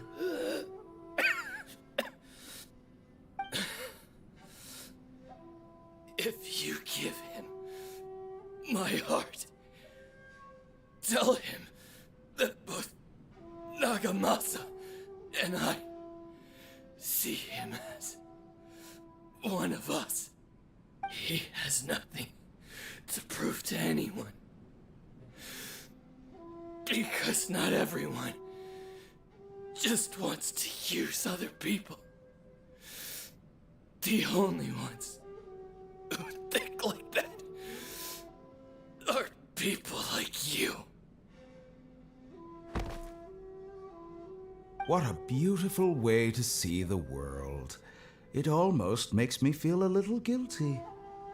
Then out of respect for you, I shall redefine myself. Think of me as a monster or a demon, if you wish. At least this way your death is not a consequence of your own folly turning you into an easy target. You simply lost to something more powerful than you could ever hope to defeat. I say, Mr. Niwa, let's see what happens. Will your puppet friend become a human? No, that will prove quite impossible. Mr. Niwa? Already dead. What a pity.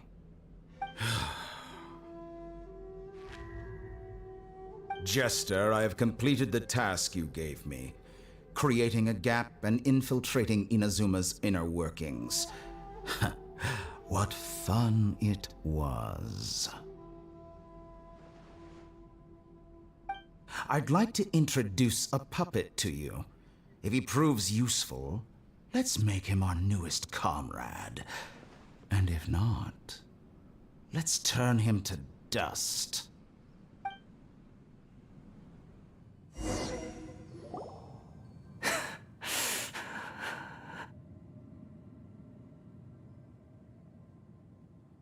Hey, are you alright? Dottore.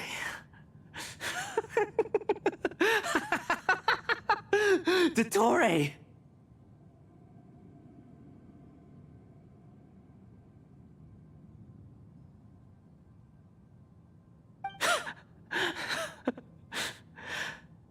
Good. Good. Was that the doctor?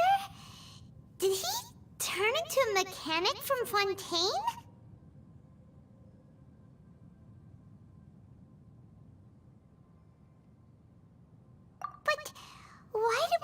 things from his perspective. When I touched the doctor to confirm whether he'd eliminated all his segments, I read this memory in his mind. You have to admit, it must be the truth. Maybe so, but it means nothing. Does it? But this memory shows that Niwa didn't betray you.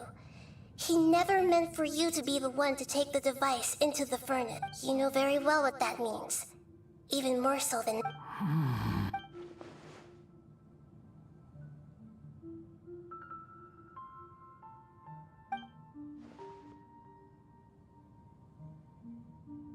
Let's give him some space. He looks really... We need to give him some time to process his emotions. Paimon's still confused about the Tatarasuna incident. So, the doctor was behind it, but why has that gotten him so worked up? Nobody has ever deceived you like that, Paimon. It's natural that you find it difficult to understand. Perhaps he needed to learn this, so now you have the complete picture. Katsuragi took the Kabuki Mono to live with the people of Tatarasuna. Later, the doctor showed up, disguised as the mechanic from Fontaine. And that's when the trouble began. It was all a horrific experiment planned by the doctor. Everything he did was just to plant seeds of disaster in Inazuma that would bear fruit in the future. Of all the unwitting participants in the doctor's experiment, the balladeer became the main test subject. After the events you just saw in that memory, the doctor put Niwa's heart into the device and handed it to the balladeer. Then, he instructed him to enter the furnace and absorb all the filth caused by the smelting. The load was far beyond what he expected, but the balladeer survived. He left the furnace in sheer exhaustion and said to the mechanic, "This device seems to have protected me. What's in it?" The mechanic answered, "Niwa fled this place for fear of punishment, but he left you a gift. He said it's the one thing that you've been looking for." He took it straight from the chest of one of his innocent servants. The mechanic removed the withered heart from the device as he spoke. The balladeer was stunned that such unthinkable cruelty had brought him the thing he'd been longing for his entire life. A heart acquired through cold-blooded murder is a cursed thing, but it has protected him from the filth. He thought Niwa had completely betrayed him, and yet this very betrayal had ensured his survival. Overwhelmed with anger and sorrow, the balladeer threw the heart to the ground and left Tatarasuna without looking back. Holy moly. So the doctor killed an innocent man and pinned everything on the victim? That's terrible.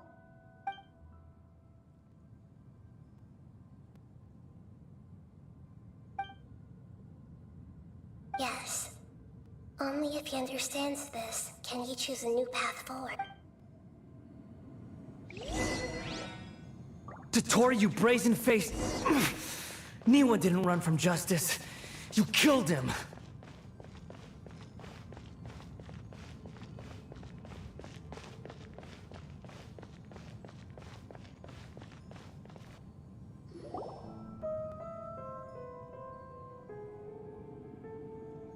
Shall we see how he's doing? Hey, you alright? That's a scary expression. Are you worried about me? If we didn't have such a history, I'd almost think that qualifies me to be your friend. It won't. I'll keep my end of the deal. Hey, are you investigating the stuff we want to know about? That's why we're here. But unfortunately, there's no information about the Descenders in Irminsul. Even if you can't find anything, that seems to confirm it. Irminsul does not keep records on the Descenders. Anyone who comes from beyond this world is not counted as part of Teyvat. Oh, does that mean we have to leave empty-handed? Don't thank me just yet. You look really upset. Well, since Irminsul was a dead end, I guess I can share some other info that might interest you. Huh? The reason why there are records about your sister in Irminsul. It might have something to do with Conria. Apparently, Conria was her first destination when she arrived in this world. Plus, she only came to this world because the heavens responded to the summoning. The heavens responded? The Jester told me this himself. You can take his word on this. He was a royal mage in Conria, and lived with your sister for a time. I don't know the details. It's up to you whether you want to believe me. All I can say is, I wouldn't lie to you about this. Did you get all that, Lesser Lord Kusanali? Yes. Astonishing news. Does this info count towards my mission? It wasn't from Irminsul. Very valuable. Good. In that case, I'll take some time for myself now. Huh? What have you done? Lesser Lord Kusanali was right. My power's all but completely spent. Even if I use all of the divine power left in me, I can't sustain this shield for very long. I shared a secret with you, and now you owe me. So in return, I'd like you to answer a question for me. Give me your hand.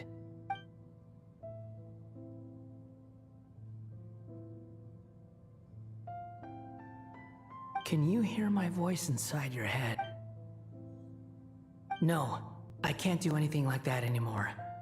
At most, all I can do is exchange a few words with you. So tell me, in this world, is it possible to change the past? Done. Huh? What happened? Paimon only saw you hold hands. Nothing. I was just thanking him for helping me.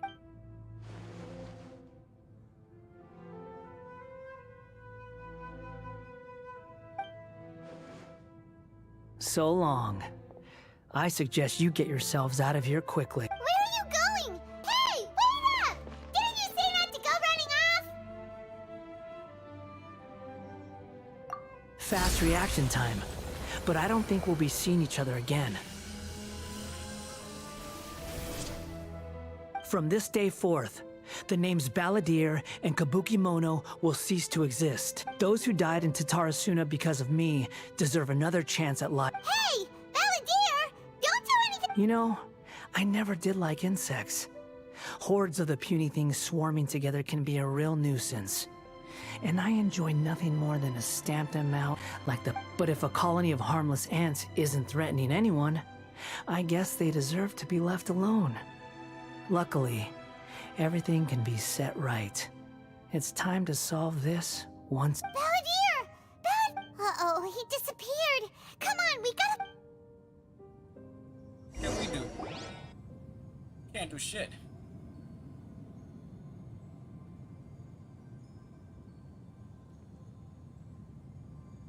Oh no, he's with...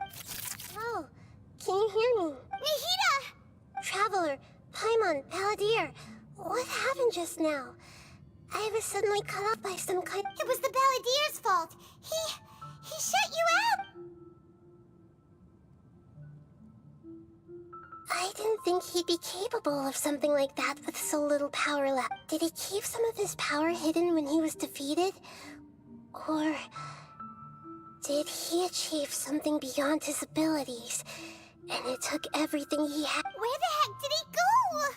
Ugh, it's all our fault. We were supposed to keep an eye on him. Don't be. It's not your fault. Please, let me handle this from here, even though I'm not sure I can solve it. We're running out of time. Follow my lead and get out of Irminsul as...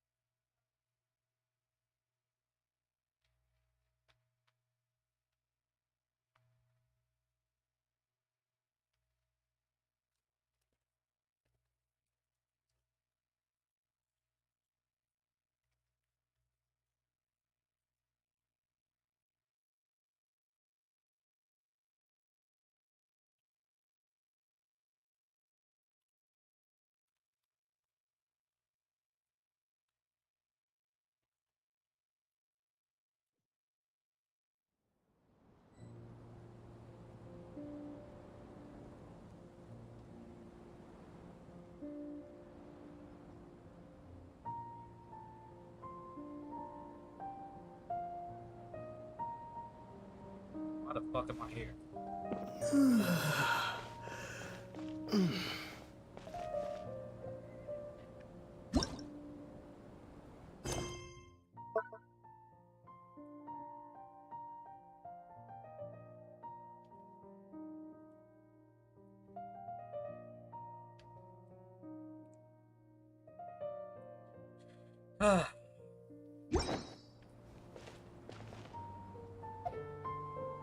Now I can't do shit because somebody else side quests.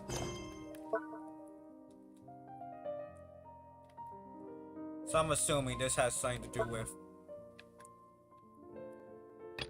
Nahida's side story.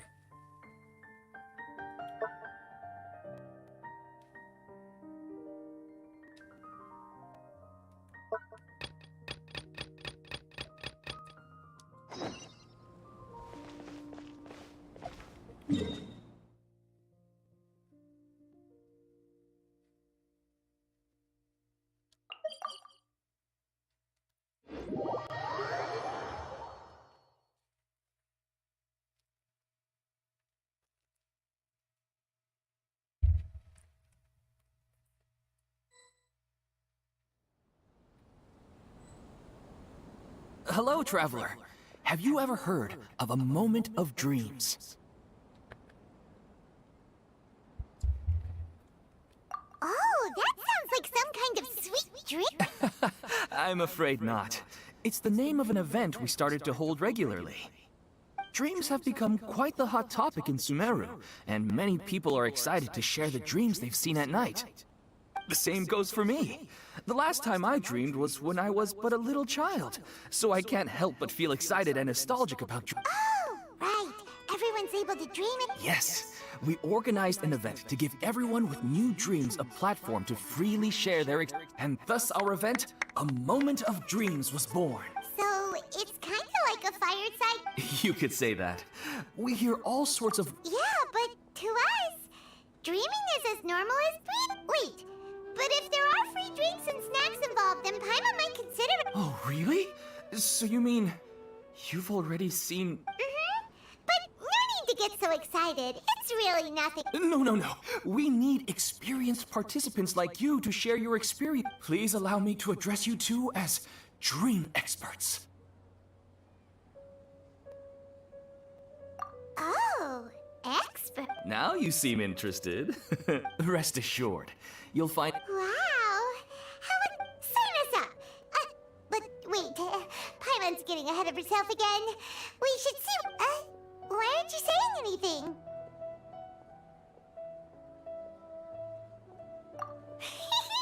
All right. Very...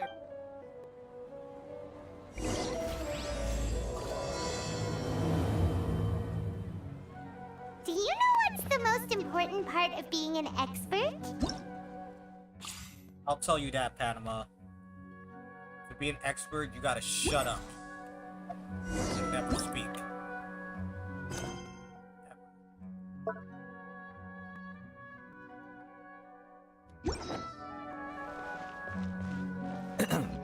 Well, I suppose it must be accumulating knowledge and sharing your experiences? Nope! It's all about the title! From now on, Paimon will be known as Paimon, the Dream Expert! Oh, okay.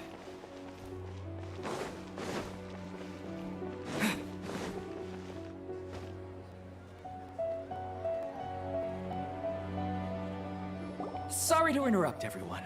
We finally have some real dream experts joining us. Esteemed experts, this way, please. Now, if anyone has any questions, please feel free to ask them. They must be dream experts from another land. Oh, I have a question. Me. No rush. Everyone, please line up and ask in an...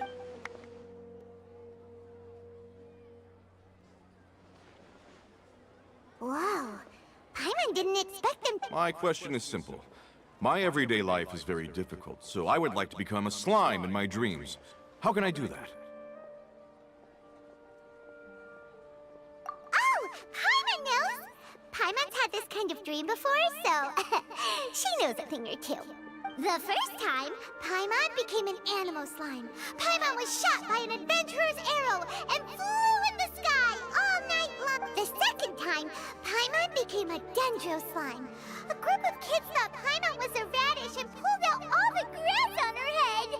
Oh, and the third time, Paimon became a cryo slime. In the end, Paimon was captured by a chef and turned into a And the fourth time, Paimon became a powerful Geo slime and went to take revenge on the forest boar that used to bully Paimon. But then the boar showed up with all of its relatives and Paimon lost again. Wait, why did all of your dreams end so tragic? Because slimes are monsters, even though they look cute, they usually cause trouble and end up getting killed by a bit. Things don't tend to end well for monsters.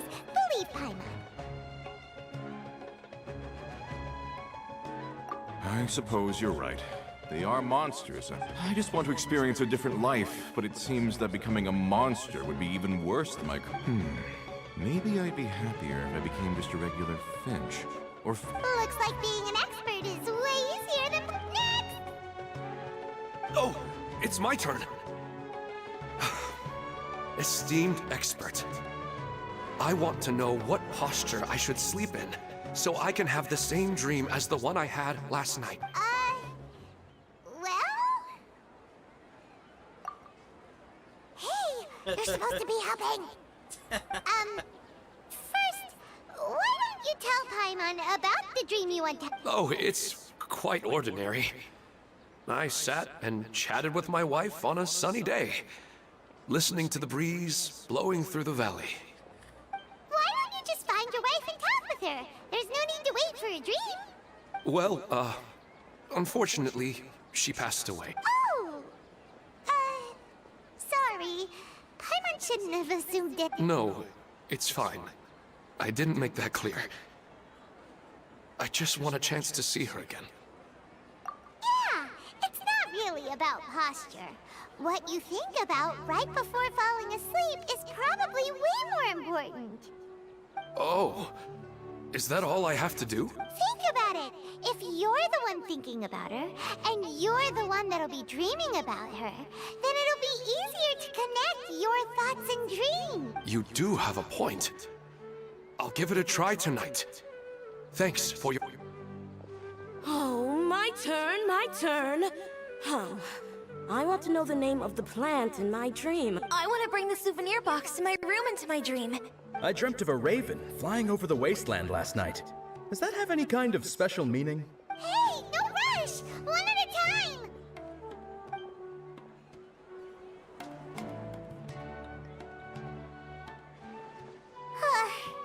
Their questions were way too difficult. We don't actually know anything more than they do. We're just more experienced dreamers, that's all.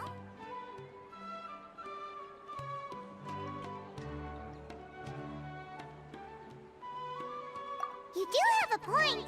It's more rewarding to explore and contemplate the meaning of a question. Right now, these people are like wanderers who've starved for 3 days and 3 nights and are desperate to replenish their energy. Oh, and now that Paimon has said that, you know who comes to mind? Bingo! If she... Unfortunately... Dear experts, we have another guest who would like to consult... But you saw how we answered all the questions. Ah, but this guest is rather... My question is, why didn't you immediately tell me about such an interesting place? Huh? Nahida, how did you get here? Interesting events like a moment of dreams don't happen every day after all. No matter how busy things are, I'd still set aside some time to check it out. Anyway, I really didn't expect to meet you here. Oh, right! If there's anyone that understands dreams, it's you! You should be able to help us answer all these... You're not wrong. All right, they can ask me anything.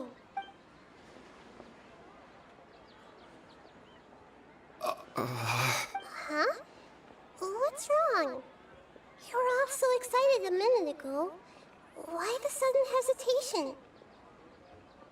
Even so, it's not like I look super intimidating or anything, and in terms of reputation and renown, you've also done many great things in Sumeru. Yet they much at you.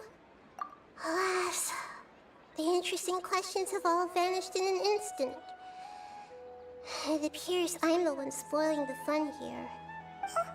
That's not true, Nahida. I don't want to get in the way of the original purpose of a moment of dreams, which is to let people gather here and freely share their marvelous dreams. Now the atmosphere here is like water poured into a container. The water is more secure and settled, but it has lost its free-flowing nature from the river. I just want it to be another drop in the water, not the cold and restrictive container. She's sulking. Hey! It's alright, everyone! No need to be shy. The Dendro Archon is really nice, so please just go ahead and ask. Otherwise, she'll leave. All right. I'll give it a try. Oh, it's the slime guy. Hey, drop the nicknames, would you? Besides, I don't want to become a slime anymore. Maybe a finch or fish is more suitable for me. I see. So you want to become a small animal in your dreams, right? Why do you think that sounds good to you? I guess I just want to experience something different. My everyday life is nothing but the same.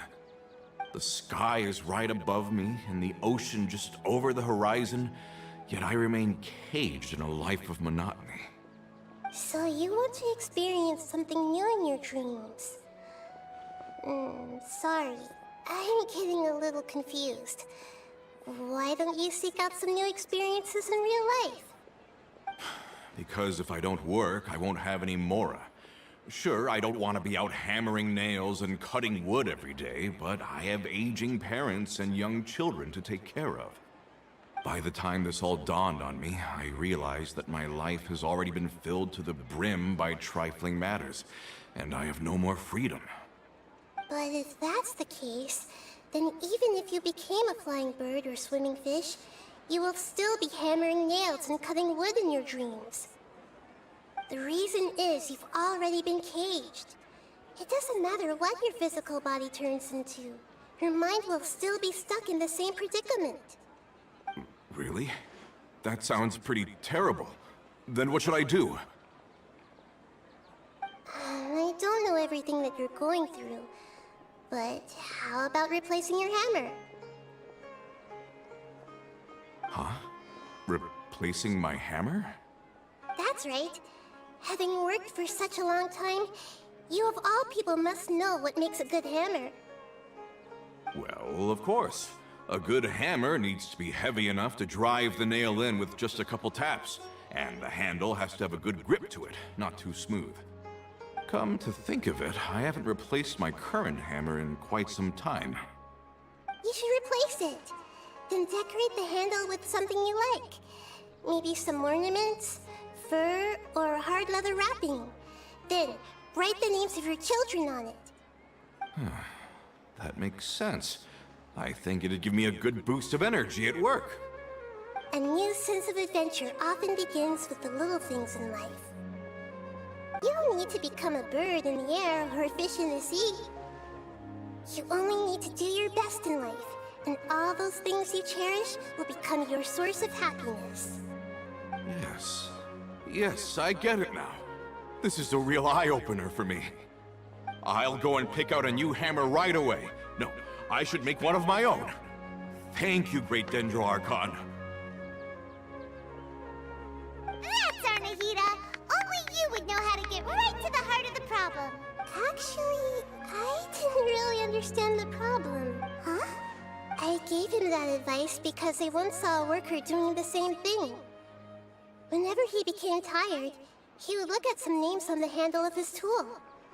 After a moment, he'd start to smile. It really surprised me at the time. My guess is that the names on the handle were of important people to him.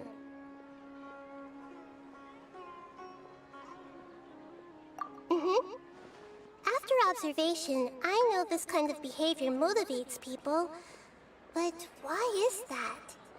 Is it because of excitement, anticipation, or helplessness? I really don't know. And even if I could know what's going through his mind, it's still difficult to fully grasp his feelings. Oh, Paimon gets what you mean. Huh. Paimon had no idea it takes you so much effort to understand. That's why I was a bit nervous just now. But luckily, seeing his happy face in the end reassured me that I didn't say anything wrong. Don't mind me, though. This is just my way of learning. Hey, don't forget about Paimon! Everyone knows that Paimon's also super skilled at reading people's feelings. Oh. Thanks, you two. That makes me feel a lot better. Let's move on to the next question. I already asked the experts my question earlier, but I wanted to hear the Dendro Archon's response. What should I do if I want to see my deceased wife in my dreams every night? Longing for the deceased.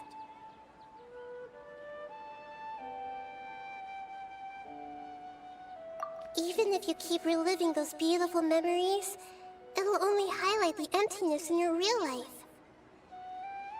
If your wife were still alive, she certainly wouldn't want to see you like this, would she? No, I suppose not. But our time together in my dreams is not just reliving our past together. I don't know. Maybe it's because I miss her too much. But it's really as if she had come back to life in my dreams. She even remembers each and every dream. After I wake up and then continue dreaming again later, we can pick up our conversation right where we last left off. That's really amazing. Statistically speaking, continuous dreams are extremely rare. It's almost as if my wife has obtained a second life in my dreams. But the more vivid she appears, the emptier I feel, and the more painful it is when I wake up. I don't know whether to call it a blessing or a curse. Maybe all of this is rooted in your deep longing for her. Were there any unresolved matters or regrets between the two of you? I don't know. I suppose my biggest regret is that I couldn't spend the rest of my life with her. I really felt like I was ready to move on. I wouldn't be so hesitant now if it weren't for these hyper-realistic dreams I've been having. Huh. You know, they say that whatever's on your mind is what goes into your dreams. But dreams are, and will forever be, just dreams. We are people living in the real world. It's not good to be overly obsessed with dreams. All it'll do is fill up your mind and eat away at your thoughts. Yes, I know. That's why I'm also a little disappointed in myself. I still need to take care of our child. And it's probably not good to let her see me in such a state. Anyway, thanks for your advice, Great Dendro Archon.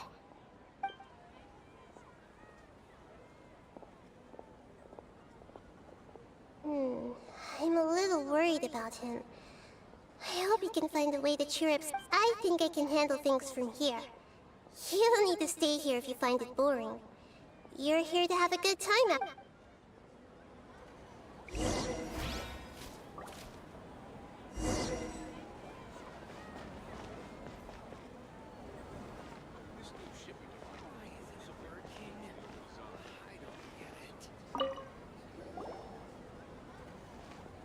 Are you feeling any better? Yes. I think the Dendro Archon made a really good point.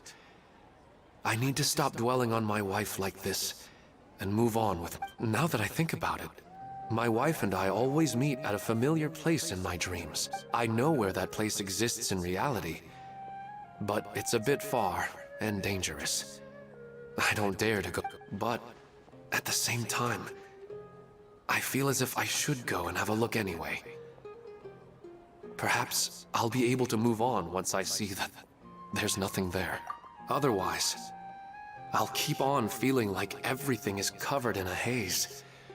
Like I'm only half awake. Once I can stop dreaming about that place, I'll probably be able to get my... Actually, you two are adventurers, right? If it's okay with you, could you escort me to that place? Yeah, and even if you can't see your wife there, taking in some... Yeah. Alright, go ahead and get your...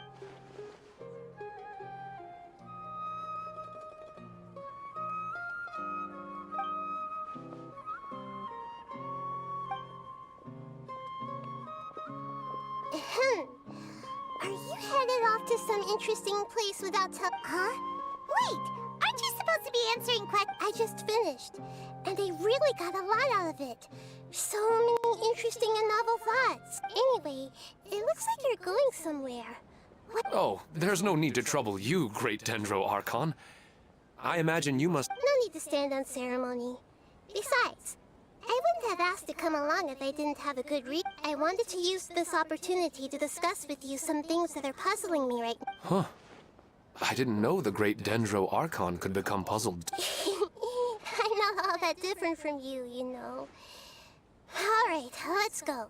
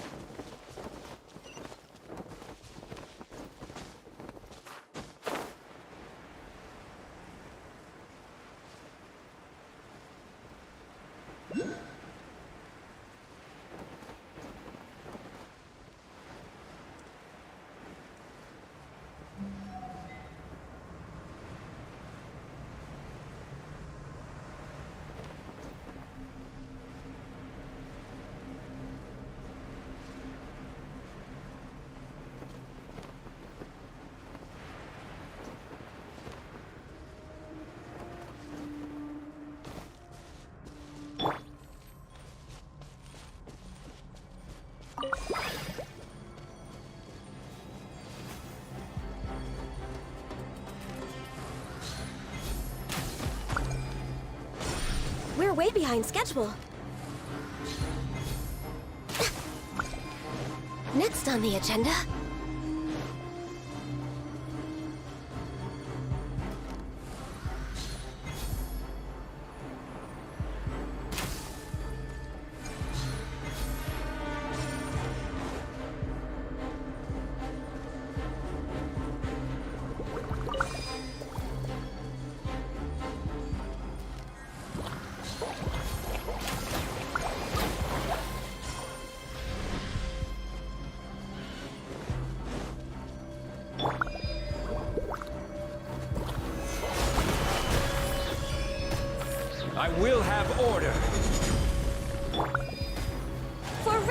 campus!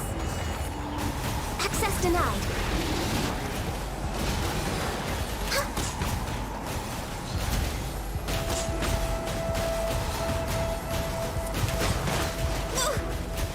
We're waiting. No touching.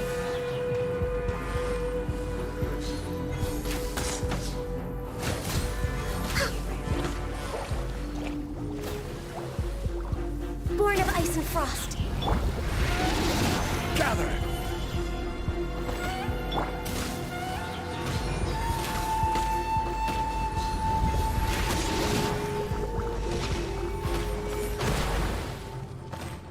Access denied.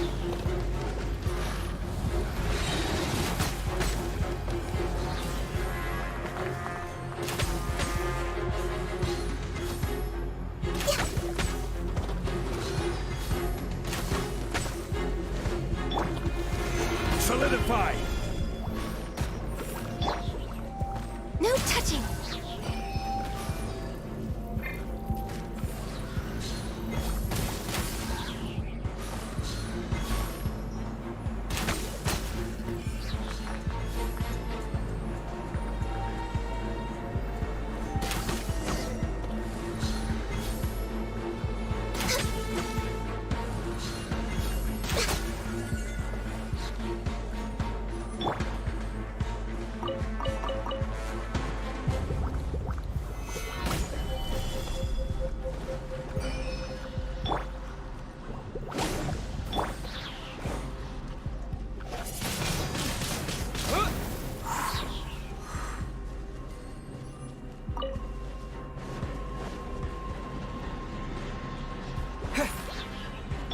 Let's light it up!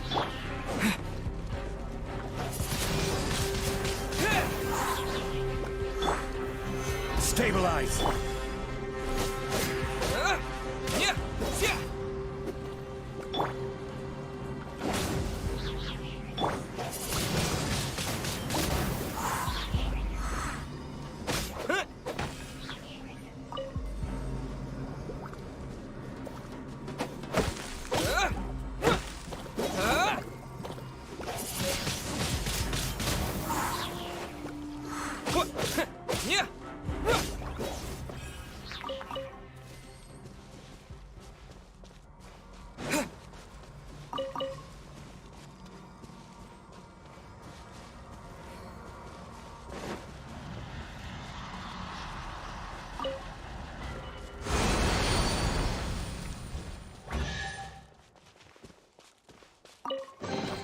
A reward on the road.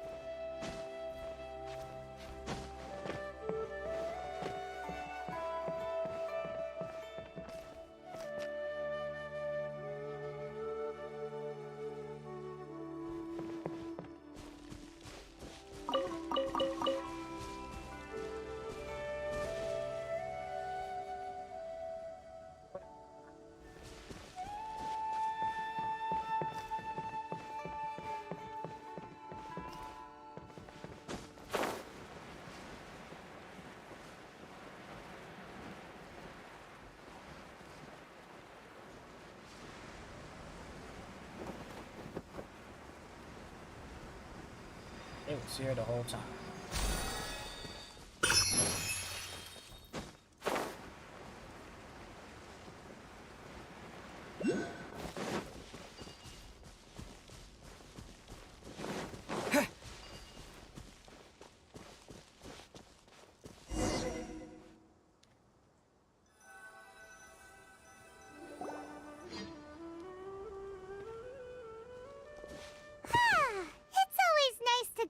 Huh. Do adventurers often go to places like this? Huh. I guess so. So, this is where you always meet your wife in your dreams? Yes, for the most part. Our place is on the summit, just up ahead. When I saw her in my dreams, we didn't do anything but talk about ordinary, mundane topics. I'd tell her about our daughter, Haidar, and she always listened intently.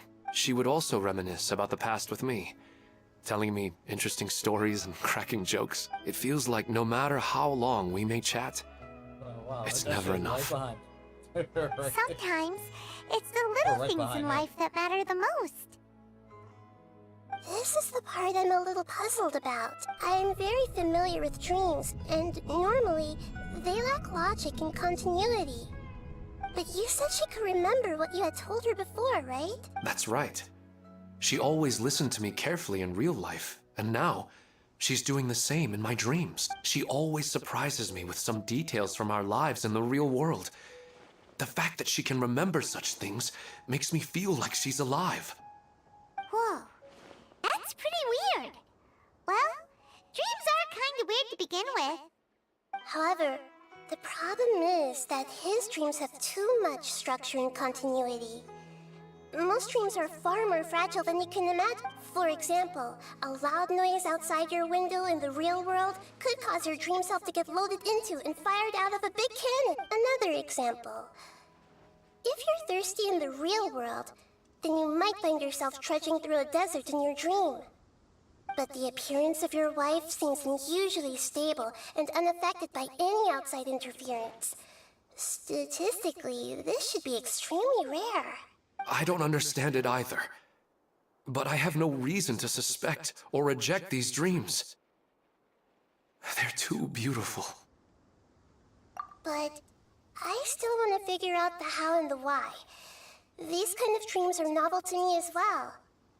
That's why I want to have a look at the scene your dreams have been taking. Let's go. Just think of it as a nice little hike to the top.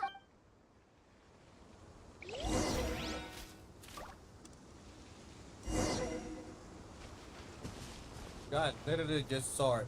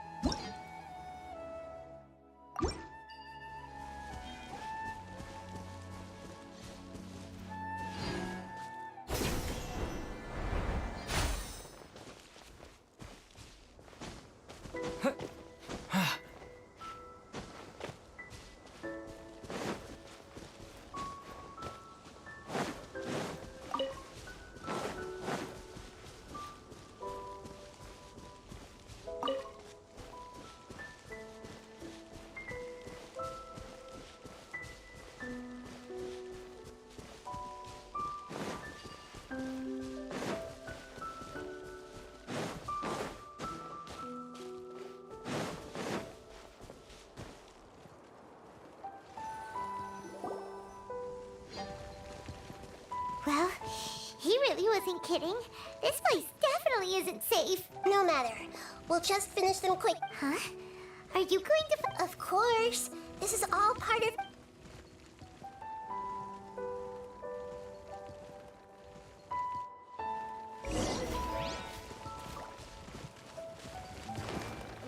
Everyone hold hands. Yeah.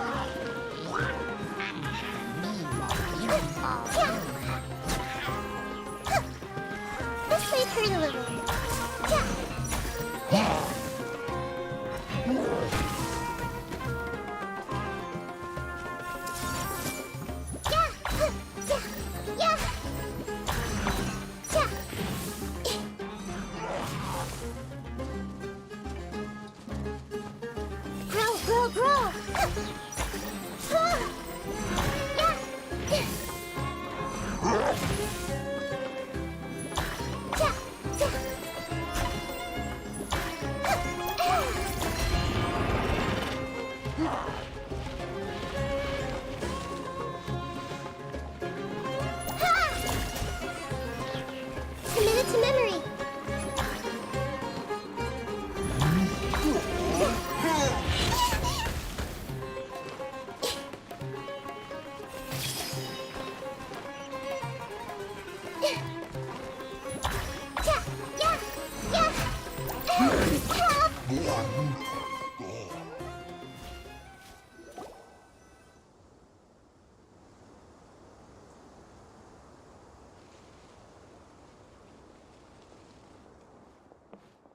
The scenery here is amazing!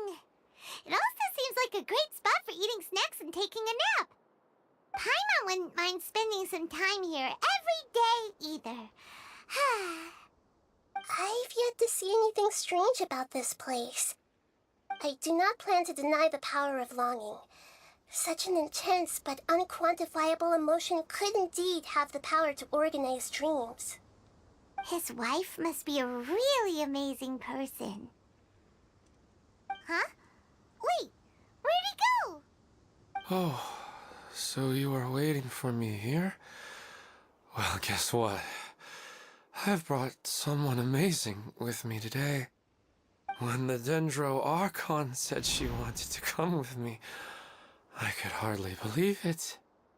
I'll bring Haidar once I'm more familiar with the way here. She's been telling me that she really misses you. Huh? What's wrong with him? There's nobody there. Wait, Minar. Don't go that way. It's dangerous. Uh-oh, he's gonna fall! Catch him!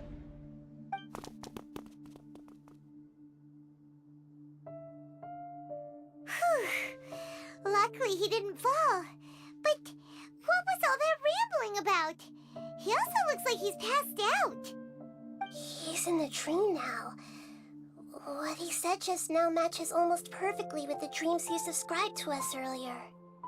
Oh, so he fell asleep and started to have the same dream?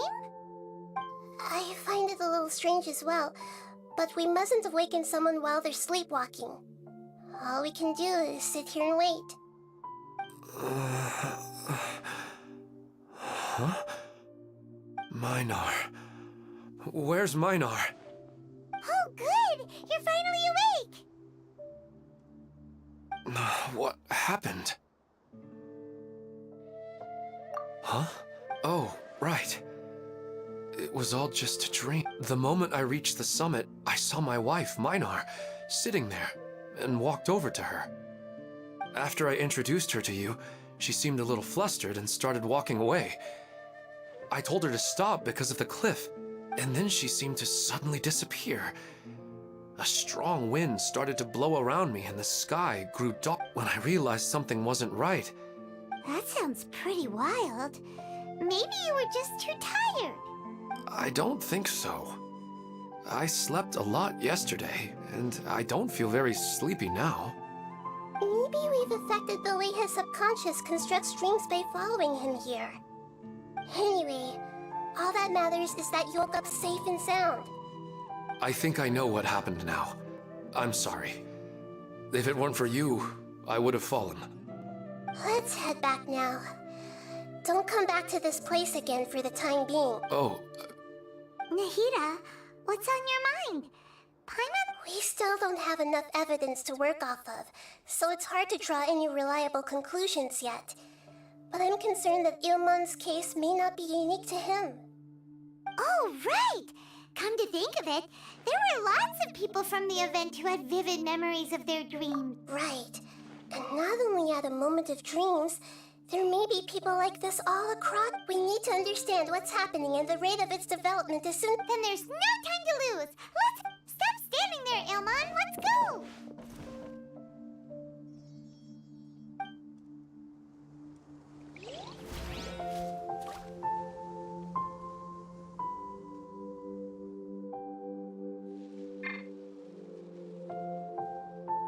the hell is going on with this now?